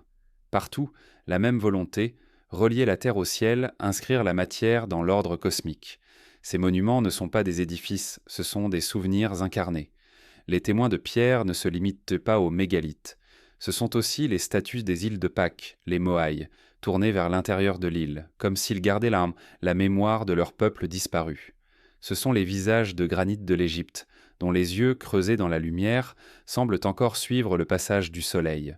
Ce sont les temples khmers envahis par les racines, où la nature et la pierre se confondent dans un même souffle. Chaque bloc, chaque fissure, chaque ombre raconte une histoire que personne n'a jamais écrite. Ce qui frappe, c'est la répétition. Les mêmes formes, les mêmes orientations, les mêmes gestes se retrouvent dans des civilisations séparées par des continents et des millénaires. L'hypothèse d'un savoir partagé se glisse entre les lignes. Peut-être que ces bâtisseurs appartenaient à une même mémoire, qu'ils étaient les descendants d'un peuple oublié, dispersé par le temps. Leurs monuments seraient alors les balises d'un monde disparu, dressés pour que le souvenir ne meure pas tout à fait. Les Égyptiens appelaient sans leur temple maison de millions d'années. Ils savaient que la pierre dure plus que la parole. La parole se perd, la pierre reste. Et quand la parole finit par revenir, elle trouve déjà la pierre en place, fidèle, silencieuse. C'est peut-être pour cela que les anciens bâtissaient en si grand, non par orgueil mais par fidélité à l'éternité. Ils voulaient montrer que quelque chose demeure quand tout le reste aurait été effacé. Certains disent que les pierres ont une mémoire. Non pas au sens des hommes, mais une mémoire d'énergie, de vibration. Les mégalithes, selon cette idée, enregistreraient ce qu'est les champs électromagnétiques de la Terre, transmettant des informations invisibles. Ce que les anciens appelaient « chant des pierres » pourrait être une réalité subtile, une résonance entre la matière et le cosmos. Les temples anciens ont été construits selon ces lois. Le son, la lumière, les proportions y formaient un langage que nous avons oublié. Quand on frappe certaines pierres, elles répondent. Elles vibrent d'un ton clair, presque musical. Peut-être que les anciens savaient un tête écouter. Il est possible aussi que ces monuments soient un des cartes, un langage codé à l'échelle du globe, reliant les points sacrés du monde.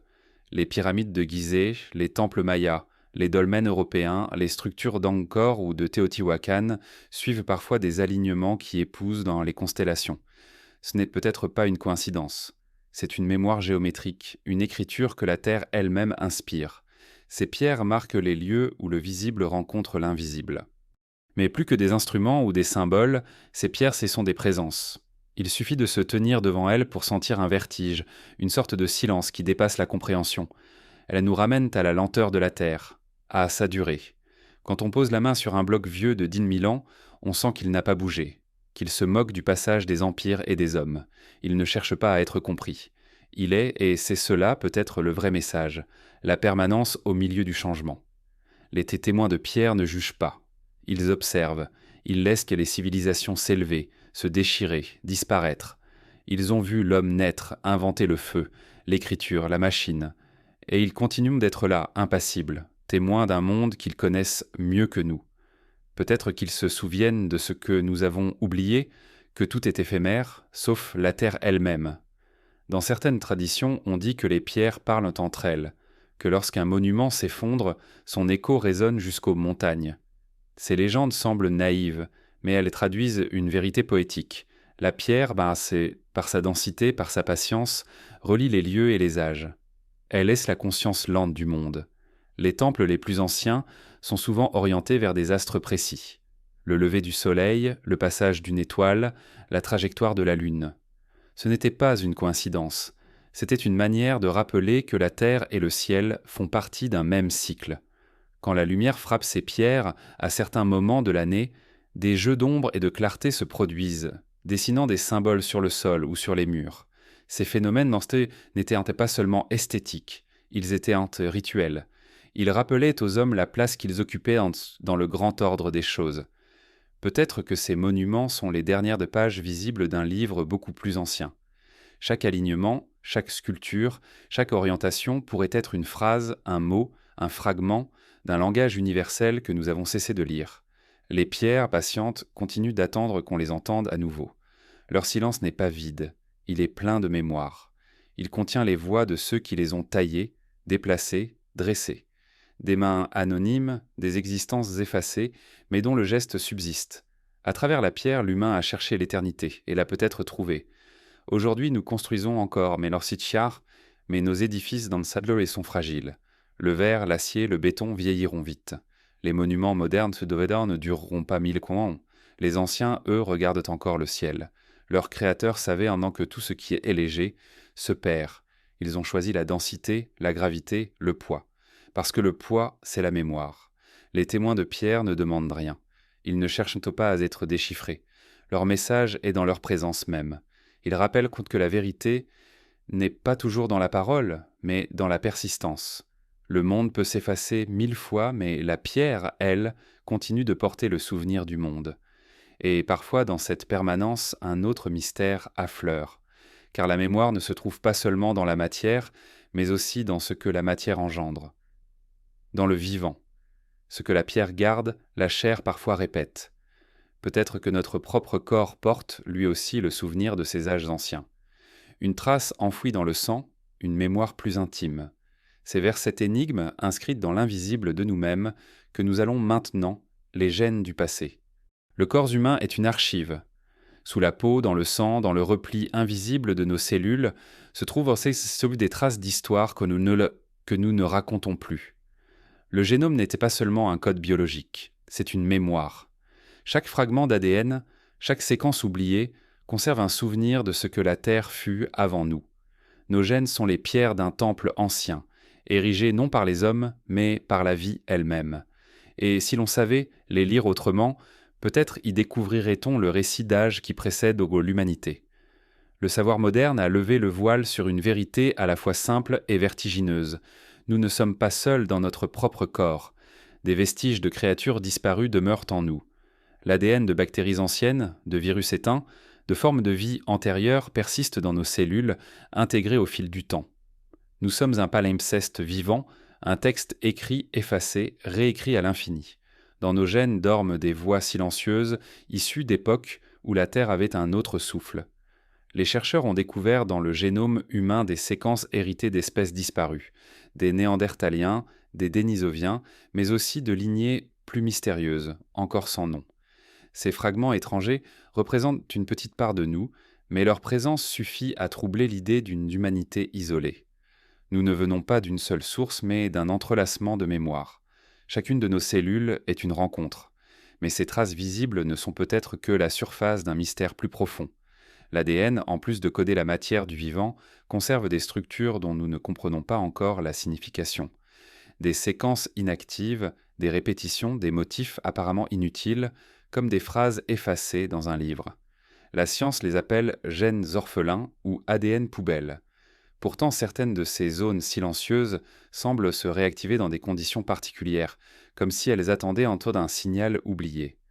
Peut-être qu'elles contiennent la mémoire d'âges antérieurs, de formes de vie dont nous ne portons plus le nom, mais dont nous continuons à prolonger la respiration. Chaque fois que l'homme tente de retracer son origine, il découvre une absence. Nous croyons connaître notre lignée, mais elle se perd dans des abîmes temporels où les fossiles se taisent. Le génome, lui, parle encore. Il murmure que la vie s'est réinventée plusieurs fois, que des civilisations de matière ont existé avant la nôtre, non pas humaines, mais conscientes à leur manière. Peut-être que la mémoire biologique est la continuité de cette conscience terrestre, transmise non par les pierres, mais par le sang. Dans certains mythes anciens, on raconte que les dieux ont modelé l'homme, qu'ils ont mêlé leur essence à celle de la terre pour lui donner la vie. Peut-être ces légendes traduisent-elles une vérité biologique, celle des hybridations successives, des échanges génétiques qui ont façonné notre espèce. Le corps humain serait alors un manuscrit cosmique, écrit par la nature, mais annoté par des forces plus vastes que nous. Ce qui est certain, c'est que la génétique moderne a révélé l'existence d'événements que l'on croyait impossibles. Des transferts horizontaux, échanges de gènes entre espèces, ont eu lieu à travers les âges. Cela signifie que la vie ne se contente pas d'évoluer, elle se souvient. Elle réutilise ses propres archives. Ce que nous appelons mutation est peut-être une forme de réminiscence, un retour à un schéma ancien gravé dans la matière. Nos instincts eux-mêmes pourraient en être des héritages. La peur du vide, le besoin du feu, l'attirance pour les étoiles, ces élans ne sont pas des accidents psychologiques, ils sont inscrits dans nos fibres. Ce sont les échos de gestes très anciens, accomplis par des êtres qui n'existent le plus. La mémoire de l'eau, celle des forêts, des pierres, de la nuit, tout cela vit encore dans notre chair. Nous portons le monde en nous. comme une archive codée. Les peuples anciens le savaient intuitivement. Ils disaient que le corps est un temple, que chaque souffle est un fil reliant la terre au ciel. Les traditions chamaniques parlent d'une mémoire transmise par le sang, non seulement entre les générations, mais entre les ères. Certains chamans affirment pouvoir écouter les gènes, entendre dans le battement du cœur la voix des ancêtres. Ce n'était pas de la biologie, c'est de la poésie, mais une poésie qui parfois devance la science. Car la science elle-même commence à admettre que la mémoire du corps ne se limite pas à l'ADN. Des recherches montrent que les expériences, les émotions, les traumatismes peuvent modifier l'expression des gènes. Ce savoir silencieux se transmet d'une génération à l'autre. C'est l'épigénétique, la mémoire vivante du vécu. Ainsi, nos peurs, nos désirs, nos intuitions ne viennent pas seulement de nous, mais de ceux qui ont vécu avant. Dans nos cellules se trouvent les traces de leurs combats, de leurs joies, de leurs extinctions. Nous sommes la somme de toutes les vies qui nous ont précédés. Peut-être même que certaines de ces mémoires proviennent d'un âge si ancien que la conscience humaine ne peut plus le concevoir. Des formes de vie disparues, des civilisations naturelles, des êtres non humains qui ont marqué la Terre avant que le mot homme n'existe. Leurs souvenirs, intégrés à notre biologie, se manifestent sous forme d'instincts, de rêves, de symboles. Quand nous dessinons une spirale, quand nous érigeons une pierre, quand nous regardons le feu, nous répétons un geste inscrit dans nos gènes. Nous rejouons l'histoire du monde sans le savoir. Cette idée n'est pas métaphysique, elle est organique. Le vivant n'oublie jamais. La matière se souvient. Chaque cellule garde la mémoire de sa création. Chaque molécule conserve le souvenir de son ancienne forme. La vie se transforme, mais ne se perd pas. Elle circule, elle se déplace, elle se transmet.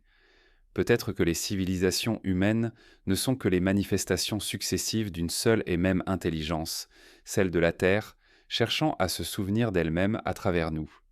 Certains scientifiques ont remarqué des similitudes étranges entre le réseau des neurones humains et les structures du cosmos.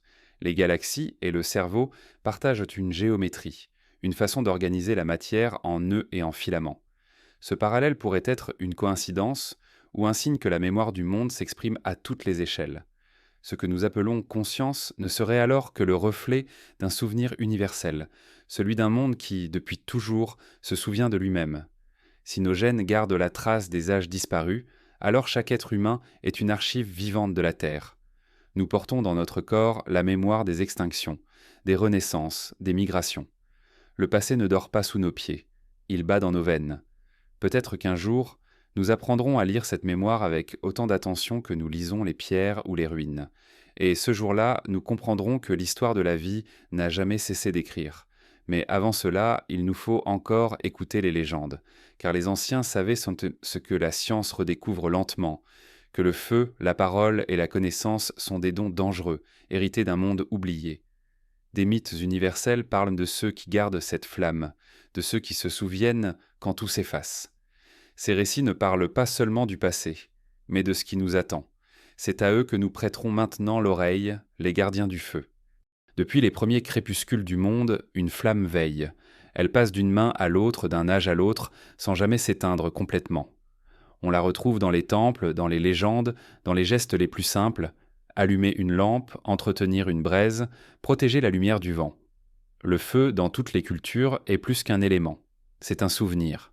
Une trace du premier savoir transmis, la métaphore d'une intelligence que la Terre a confiée à l'homme et que certains ont juré de ne jamais laisser mourir. Les anciens mythes parlent toujours d'un gardien, d'un voleur ou d'un passeur. Dans la Grèce antique, c'est Prométhée qui dérobe la flamme divine pour l'offrir aux hommes. Dans les traditions védiques, c'est Agni, le dieu du feu, qui relie les mortels aux cieux. Chez les peuples amérindiens, un coyote rusé vole le feu à des esprits célestes endormis. Partout, l'histoire est la même. Une lumière cachée, un acte de transgression, un don dangereux. Car le feu n'est pas seulement chaleur et lumière, il est connaissance, et toute connaissance porte en elle le risque de la perte. Les gardiens du feu ne sont pas des figures mythiques isolées, mais le symbole d'une lignée invisible, ceux qui ont préservé le savoir à travers les cataclysmes. Quand les continents sombrèrent, quand les civilisations s'effondrèrent, certains, dit-on, protégèrent la flamme. Elle pouvait être réelle, un foyer entretenu dans une caverne ou un temple, ou symbolique, une mémoire, une parole, un secret. Ces gardiens ne bâtissaient pas d'empire. Ils conservaient la graine du monde pour le prochain cycle. Dans les textes égyptiens, les prêtres du dieu Ré parlaient d'une flamme intérieure transmise depuis la première fois, ce moment originel où les dieux vivaient encore parmi les hommes. Ils se voyaient comme les héritiers d'une connaissance solaire qu'ils devaient en maintenir jusqu'au retour de la lumière. En Inde, les brahmanes ont perpétué des rites de feu ininterrompus depuis des millénaires, symbolisant la continuité de l'ordre cosmique. En Amérique centrale, les Mayas allumaient le feu nouveau tous les 52 ans, lors du renouveau du cycle du calendrier. Chaque flamme, chaque étincelle disait la même chose. La mémoire du monde doit survivre à la nuit. Mais que représente vraiment ce feu ? Il est la conscience éveillée dans la matière. Le moment où l'humain, ou ce qui le précède, a su transformer la nature en outil, la lumière en pensée. Le feu, dans sa forme la plus pure, est la métaphore de l'esprit, une énergie subtile, mouvante, fragile. Les anciens le savaient, ils disaient que celui qui détient le feu détient la responsabilité du monde. Car la flamme éclaire, mais brûle aussi. Certains peuples racontent que le feu fut confié à des gardiens secrets, dispersés sur la terre, des ordres, des confréries, des lignées de sages chargés de conserver les fragments de la connaissance ancienne. Ces gardiens du feu apparaissent dans toutes les époques sous des noms différents. Les prêtres du soleil, les initiés d'Éleusis, les alchimistes médiévaux, les moines copistes, les chamans. Tous avaient la même mission, préserver ce qui relie l'homme à la source. Ils savaient que le feu de l'esprit s'éteint quand la peur domine, quand la mémoire se dissout dans la poussière. Le feu, dans les traditions ésotériques, n'est pas seulement une flamme, il est le principe qui anime la conscience, ce que certains appelaient le feu secret. L'alchimie, par exemple, cherchait à purifier la matière pour retrouver cette essence brûlante, non pas pour transformer le plomb en or, mais pour rappeler à l'homme sa propre lumière. Dans le silence des laboratoires anciens, les alchimistes n'étaient pas des chimistes. Ils étaient les gardiens du feu intérieur, essayant de maintenir le lien entre la matière et l'esprit. Mais le feu est aussi une épreuve. Ceux qui l'approchent sans préparation se consument. Les mythes l'enseignent, Prométhée est enchaîné, le coyote est puni, les prêtres doivent répéter les rituels sans erreur, car le feu exige respect et humilité. C'est la même loi que la connaissance. Celui qui la possède sans sagesse détruit tout autour de lui. Ainsi, chaque civilisation qui a porté la flamme a dû apprendre à la dompter, ou périr. Les grands incendies de l'histoire, bibliothèques brûlées, temples détruits, savoirs effacés, sont autant de métaphores de cette lutte entre mémoire et oubli. L'incendie d'Alexandrie, la disparition des codex mayas, les rouleaux perdus de Chine, à chaque fois la flamme s'éteint pour renaître ailleurs, dans une autre main, dans un autre monde. Le feu du savoir ne meurt jamais vraiment. Il se déplace, change de forme, attend qu'un autre gardien le retrouve. Il existe dans plusieurs traditions la conviction que ce feu ne vient pas de la terre. Les zoroastriens disaient que la flamme sacrée descendait du ciel et que son éclat reflétait celui des étoiles. Certains mythes mésopotamiens parlent d'un feu des dieux, une énergie tombée du firmament. Dans les montagnes du Caucase ou de Perse, on trouve encore des autels anciens où brûlent des flammes naturelles issues du sol, source de gaz, disent les scientifiques, mais peut-être aussi les derniers témoins d'un culte oublié. Ces feux qu'on n'allume jamais rappellent que la lumière terrestre pourrait bien avoir une origine céleste. Le feu a façonné l'homme autant que l'homme a façonné le feu. Il a changé sa nourriture, son habitat, son regard sur la nuit, mais il a aussi éveillé en lui une autre flamme, celle de la curiosité, du savoir, du dépassement. Peut-être que ce moment, l'instant où un être dressé a osé retenir la lumière, fut le véritable commencement de la civilisation. Le feu extérieur éveilla le feu intérieur, et depuis, ce double flamboiement nous guide et nous consume à la fois. Les gardiens du feu n'étaient pas des héros, mais des passeurs. Leur mission n'était pas de posséder la flamme, mais de la transmettre. C'est pourquoi ils apparaissent toujours au moment des transitions, à la fin d'un âge, au seuil d'un nouveau. Quand la nuit menace de tout engloutir, ils rallument la lumière. Ils sont les ponts entre les cycles, les gardiens du passage. Dans certaines légendes tibétaines, on raconte qu'à chaque fin du monde, les sages du Shambhala rallument le feu primordial, celui qui permet à la terre de renaître. Dans les mythes andins, les enfants du soleil conservent la braise des anciens, pour la remettre au premier rayon du jour nouveau. Partout, la flamme revient, intacte, obstinée. Et si cette flamme n'était pas seulement symbolique, si elle existait réellement, non pas dans les temples, mais dans la conscience de quelques êtres, peut-être que certains, encore aujourd'hui, entretiennent ce feu intérieur, préservant le souvenir d'un savoir oublié, attendant le moment où le monde sera prêt à le recevoir à nouveau. Car le feu, au-delà de sa chaleur et de sa lumière, est mémoire. Il se transmet sans se diviser. Une seule étincelle peut en engendrer 1000 autres sans jamais s'éteindre. C'est le paradoxe de la connaissance véritable. Plus on la partage, plus elle grandit. Les gardiens du feu le savaient. Ils n'étaient pas les maîtres du savoir, mais ses serviteurs. Et peut-être qu'en chacun de nous sommeille une étincelle de cette flamme antique, un souvenir de ce feu premier qui brûle sans consumaire, celui de la conscience fragile mais éternelle. Mais ce feu, comme toute chose, peut s'éteindre si le monde oublie d'en prendre soin. Et quand il s'éteint, la terre entre dans une nuit plus longue que les autres. Alors les mers montent, les vents se déchaînent, la mémoire se brouille. C'est ce moment que redoutaient d'eux les anciens, celui où la planète elle-même devient amnésique. C'est à cette mémoire perdue que nous allons maintenant nous attarder, la planète amnésique. La Terre se souvient de tout, mais l'homme, lui, oublie. Il avance dans un monde dont il ne connaît plus les origines, marche sur des strates d'histoire effacées, respire un air chargé de mémoire qu'il ne sait plus lire. Il croit inventer, découvrir, bâtir. En réalité, il recommence, toujours. La planète, elle, regarde ce recommencement avec une patience infinie, car depuis longtemps, elle a compris que la mémoire n'est pas dans la parole, mais dans le silence. Chaque montagne, chaque mer, chaque désert est une archive. Mais la Terre, au fil du temps, a appris à dissimuler ses propres souvenirs. Elle les enfouit sous les couches de sédiments, les recouvre de glace, les efface dans le feu. Elle est à la fois la gardienne et la destructrice de sa mémoire. Une main douce qui préserve, une autre qui brûle. Ce double mouvement, gardé et effacé, fait d'elle une planète amnésique, consciente et pourtant oubliée d'elle-même. Quand on observe la surface du monde, on pourrait croire qu'il ne s'est jamais rien passé d'autre que ce que nous voyons. Les continents, les mers, les forêts semblent immuables, comme s'ils avaient toujours été là. Mais la vérité était plus fluide. La Terre a changé de visage des milliers de fois.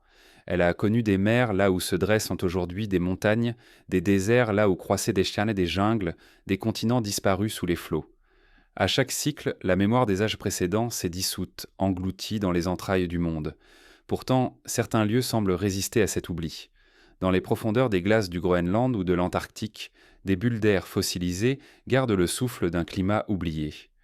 Dans les couches de sédiments du Pacifique, on retrouve les traces chimiques d'explosions anciennes, peut-être cosmiques.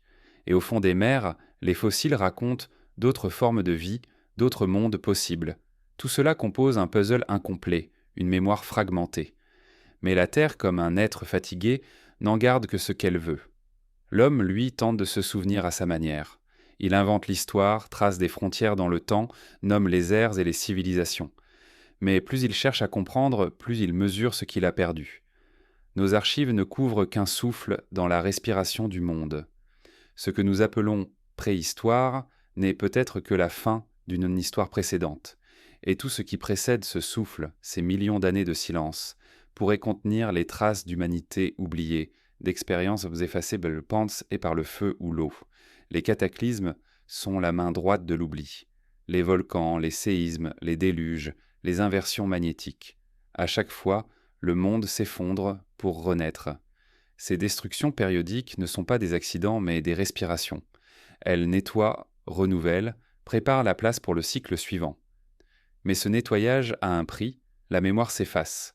Ce qui fut devient mythe et le mythe à son tour devient poussière. Les civilisations disparues n'ont pas seulement été détruites, elles ont été effacées. L'océan, la lave, la glace ont refermé sur elles un couvercle parfait. Et l'homme moderne, en creusant, ne trouve que des fragments, des ombres, des échos. Pourtant, certains vestiges semblent lui chuchoter « Tu n'es pas le premier ». Les alignements anciens, les artefacts impossibles, les légendes répétées d'un âge d'or perdu, tout cela forme une trame que nous refusons de lire, peut-être parce qu'y croire exigerait d'admettre notre fragilité.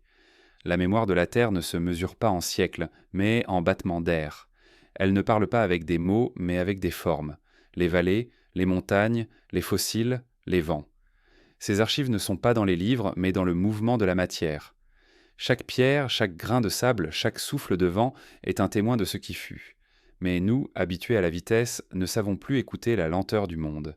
Il arrive pourtant que la Terre se souvienne d'elle-même. Dans certaines régions, des phénomènes étranges semblent raviver ces souvenirs. Des montagnes qui s'effondrent comme si elles se souvenaient d'avoir été des mers, des champs magnétiques qui s'inversent comme pour retrouver une orientation perdue, des volcans qui réveillent sous la cendre des matières anciennes, des fossiles d'espèces disparues réapparaissant dans de nouvelles formes. C'est comme si la planète parfois rejouait ses propres rêves. Les traditions anciennes l'avaient été pressenties. Elles parlaient de la Terre comme d'un être vivant, d'une conscience endormie. Les peuples amérindiens disaient bon ce qu'elles se souvenaient à travers les tremblements. Les Grecs voyant en Gaïa la mémoire du monde, capable d'engendrer et de détruire à volonté. Les Védas affirmaient entre que la Terre oublie à chaque cycle cosmique, puis se souvient lorsque le feu du renouveau revient. Ces récits ne sont pas des fantaisies, ce sont des intuitions. Ils décrivent ce que la science redécouvre aujourd'hui sous d'autres mots, la Terre comme organisme, comme mémoire vivante. Mais si la planète oublie, c'est peut-être aussi pour nous protéger. Une mémoire totale serait une folie. Imaginer le monde portant dans ses entrailles le souvenir précis de chaque douleur, de chaque extinction, de chaque cri, serait insoutenable. L'oubli est donc une forme de grâce. Il permet à la vie de recommencer sans être écrasée par son propre poids.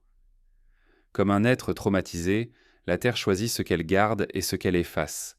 Elle se réinvente sans cesse pour survivre à elle-même. Pourtant, il y a une autre forme d'oubli, plus dangereuse, celle de l'homme. Non pas l'oubli biologique, mais l'oubli volontaire. L'amnésie collective d'une espèce qui refuse de se souvenir de son origine, qui efface ce qui dérange, qui nie les traces d'un passé plus ancien que sa propre histoire. L'homme, en creusant la terre, découvre des choses qui ne rentrent pas dans ses récits. Alors il les ignore. Il écrit l'histoire comme un miroir, et tout ce qui ne s'y reflète pas devient invisible. Ainsi il condamne le monde à recommencer encore et encore, sans jamais comprendre pourquoi. Peut-être que l'humanité elle-même est le symptôme de la mémoire de la Terre, une tentative de la planète pour se rappeler, à travers nous, ce qu'elle fut. Si tel était le cas, notre existence est un acte de mémoire. Nous sommes les neurones de ce vaste organisme, les messagers d'un souvenir cosmique. Mais notre amnésie grandit, et avec elle, le risque que la planète oublie à nouveau. Car si nous cessons de nous souvenir, la Terre, peut-être, s'éteindra en silence.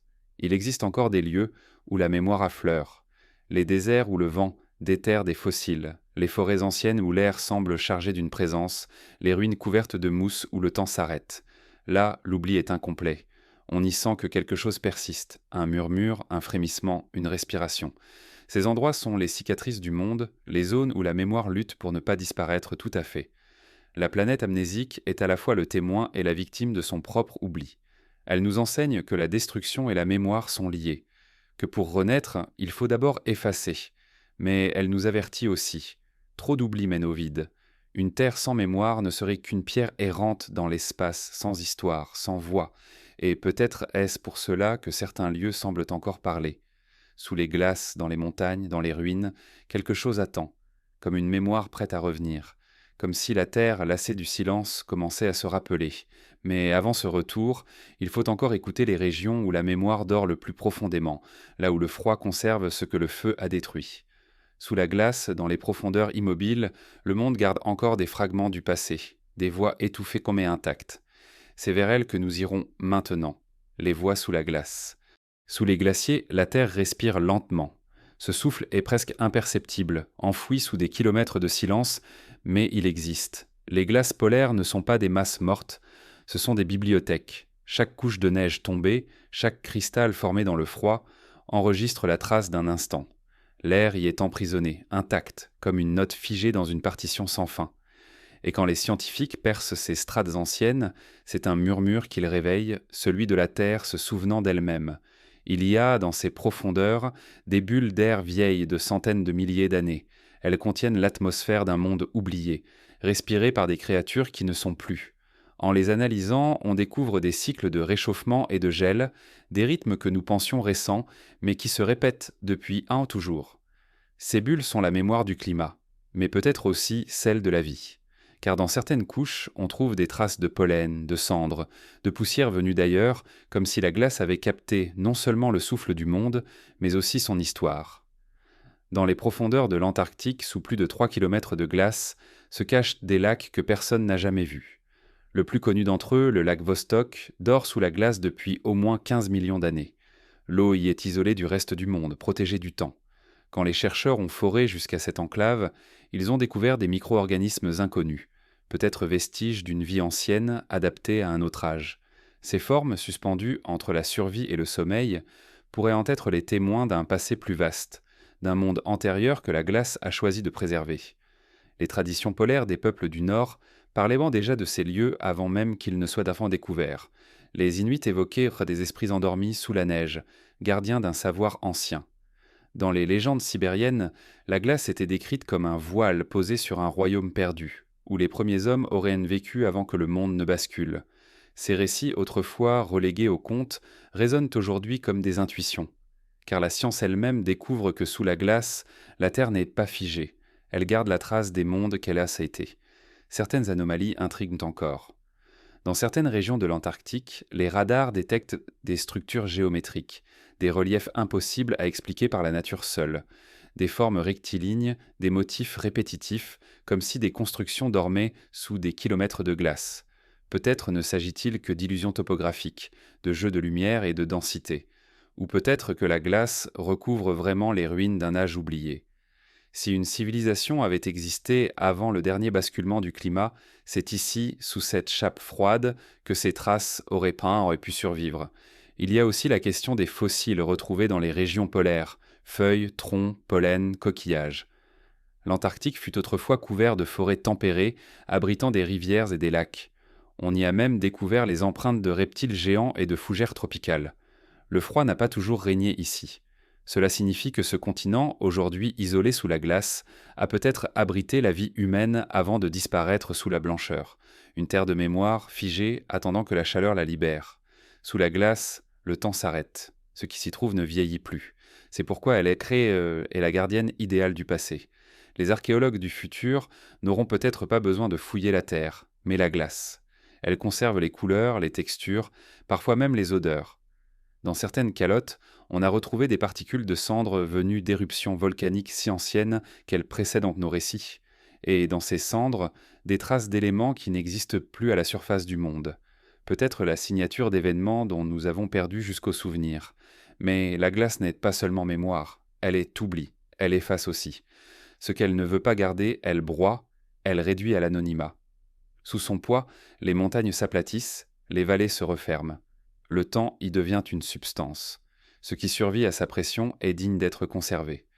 Peut-être que la Terre, en se couvrant de glace, choisit ce qu'elle veut sauver.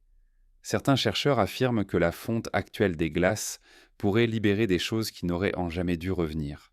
Des bactéries dormantes, des virus préhistoriques, des spores enfermés depuis des millénaires, mais peut-être aussi des objets, des formes, des traces d'un passé que le monde n'est pas prêt à affronter. Car l'eau qui se libère emporte avec elle les archives du monde. Quand la glace fond, la mémoire fond aussi, et ce qui remonte n'est pas toujours ce que nous espérions trouver. Il est troublant de penser que ce qui dort sous les pôles pourrait changer notre compréhension du passé. L'Antarctique, si hostile, a longtemps été le continent du mystère. Aucun autre lieu sur Terre n'a conservé autant d'énigmes. Sous ces kilomètres de glace, certains pensent qu'existe une topographie entière. Montagnes, vallées, rivières, lacs, le squelette d'un continent oublié. D'autres évoquent des cavités naturelles qui auraient abrité la vie, voire des traces d'activité humaine. Les rares expéditions autorisées y ont souvent ramené plus de questions que de réponses. La glace, par son silence, empêche toute certitude. Elle garde son secret avec une fidélité implacable. Ce que nous croyons étudier, elle le dissimule. Ce que nous pensons comprendre, elle le transforme. Et pendant que nous creusons, elle referme lentement les traces derrière nous. C'est une mémoire vivante, mais méfiante. Sous les pôles, la Terre parle encore une langue très ancienne, un langage de pression, de fracture, de craquement. Parfois dans les capteurs enregistrent des sons étranges, des vibrations venues des profondeurs, longues, graves, presque musicales. Certains scientifiques les attribuent à la glace qui se déplace, d'autres n'y entendent autre chose. Le battement de la Terre elle-même, un rythme qui précède l'homme et le dépasse. Si la glace fond, ses voix s'éteindront. Les bulles d'air s'échapperont, les mémoires se disperseront dans l'atmosphère. Ce que nous apprendrons alors sera payé par la perte. Car chaque révélation arrachée à la glace efface un peu de son mystère. C'est le paradoxe du savoir. Il éclaire, mais il détruit ce qu'il touche. Peut-être qu'un jour, quand la terre aura tout révélé, elle n'aura plus rien à dire. La glace sera devenue eau, les mers auront repris leur royaume, et les derniers souvenirs se seront dissous. Mais d'ici là, il reste encore des voix à écouter, de très anciennes voix, fragiles, murmurant sous la transparence gelée, des échos venus d'avant notre temps, peut-être même d'avant l'homme. Et si l'on tend l'oreille, si l'on accepte le froid et le silence, on peut presque les entendre. Elles parlent d'un retour, car tout ce qui dort finit par se réveiller. Et peut-être que, quelque part sous la glace, une mémoire plus vaste se prépare à remonter à la surface.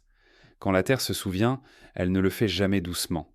Ce réveil vient toujours avec des signes, des secousses, des anomalies, des lumières étranges dans le ciel. Certains disent que ce sont les indices du prochain cycle, le moment où les anciens reviennent, non pas en chair mais en conscience. C'est à eux que nous prêterons maintenant attention, le retour des anciens. Il est dit que tout ce qui s'efface finit par revenir, non pas sous la même forme, ni avec les mêmes visages, mais comme un écho revenu de très loin, chargé d'une mémoire qu'il ne comprend plus. Le monde lui aussi semble obéir à cette loi du retour. Ce qui fut enfoui dans la mer, scellé dans la pierre ou figé sous la glace, trouve toujours un chemin pour reparaître. Parfois c'est un souvenir, une légende, une découverte inattendue. Parfois c'est un frisson, une sensation d'étrangeté, comme si quelque chose d'ancien observait encore à travers nous. Car peut-être que les anciens ne sont jamais vraiment partis.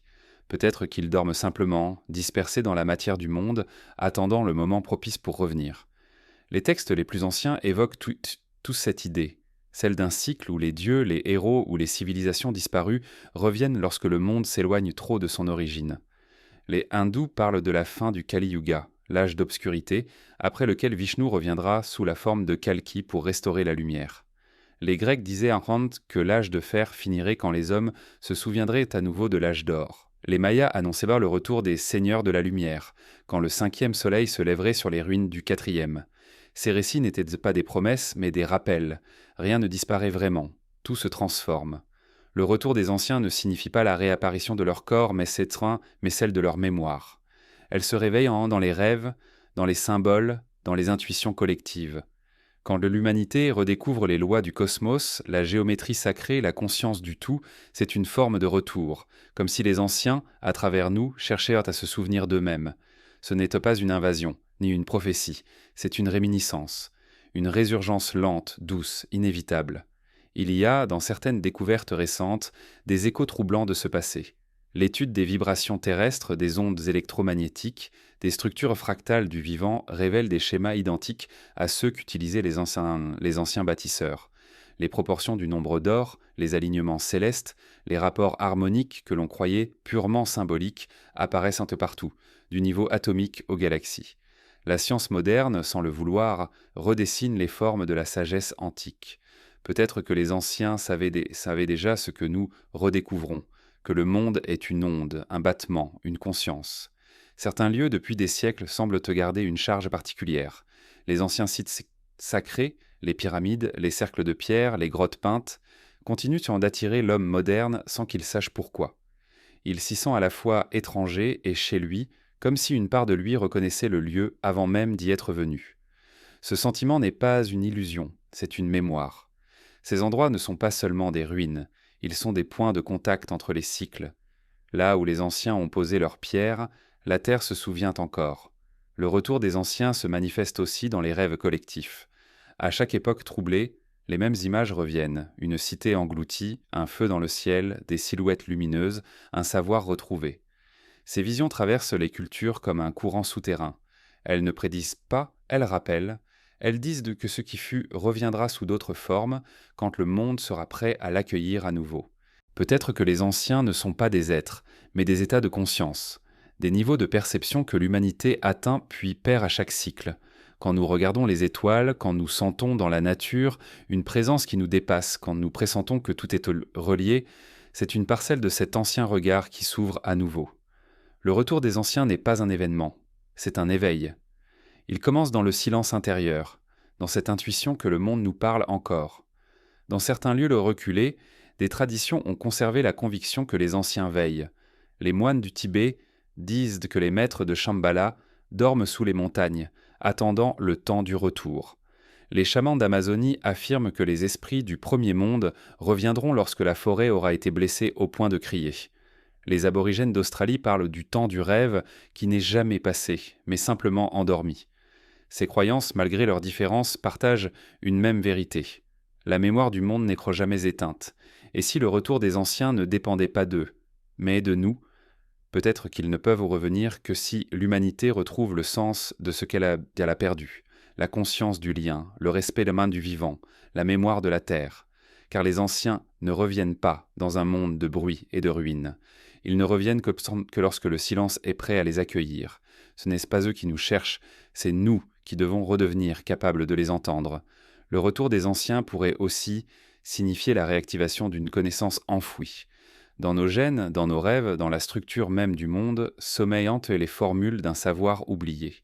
La physique moderne touche du doigt ce que les prêtres égyptiens savaient déjà. La matière est vibration, la lumière est conscience. Quand la science et la spiritualité se rejoignent, le cercle se referme. C'est le signe que le cycle touche à sa fin ou à son recommencement. Dans certains phénomènes naturels, on croit percevoir les prémices de ce retour. Des lumières inexpliquées dans les ciels polaires, des sons graves qui traversent la Terre, des alignements cosmiques qui rappellent ceux des anciens calendriers. Peut-être ne sont-ils que coïncidences. Ou peut-être sont-ils les premiers murmures d'une mémoire planétaire qui s'éveille. Car si la Terre a pu oublier, elle peut aussi se souvenir. Et quand elle se souvient, tout se réorganise. Les climats, les océans, les consciences. Les anciens reviendront, mais pas comme des spectres ni comme des dieux. Ils reviendront à travers nous. Dans chaque geste de respect, dans chaque quête de vérité, dans chaque regard porté sur la beauté du monde, ils se manifesteront. Car ils ne sont pas ailleurs. Ils sont la part du monde qui ne meurt jamais, la conscience que le temps efface mais ne détruit pas. Leur retour n'est pas une apocalypse, c'est une réconciliation. Quand les anciens reviennent, ce n'est pas pour reprendre le monde, mais pour le réaccorder à sa mémoire. Ils ne viennent pas du ciel. Ils surgissent du silence, du fond des pierres, des océans, des glaces, des rêves. Ils sont la somme de tout ce que le monde a été, et la promesse de ce qu'il peut encore devenir. Peut-être que ce retour a déjà commencé. Peut-être que chaque éveil, chaque regard tourné vers l'invisible, chaque acte de conscience en est le signe. Les anciens ne se montrent pas, ils se rappellent, et c'est à nous d'apprendre à les reconnaître, dans le battement de la terre, dans le souffle du vent, dans la mémoire du feu. Car l'histoire du monde n'a jamais été linéaire. Elle est un cercle, une spirale lente, un chant qui recommence à chaque ère, et dans ce chant, la dernière note est toujours la première. Alors quand le vent portera à nouveau des voix qu'on croyait éteintes, quand les pierres vibreront sous nos pas, quand le ciel semblera écouter, nous comprendrons. Nous comprendrons que rien n'était perdu, que les anciens n'étaient pas derrière nous, mais devant, qu'ils nous attendaient simplement au bout du temps, là où la mémoire du monde recommence à respirer. Et c'est là, dans cette respiration du monde retrouvé, que tout recommencera, non pas avec bruit ni lumière, mais avec un simple murmure, celui du souvenir qui se réveille.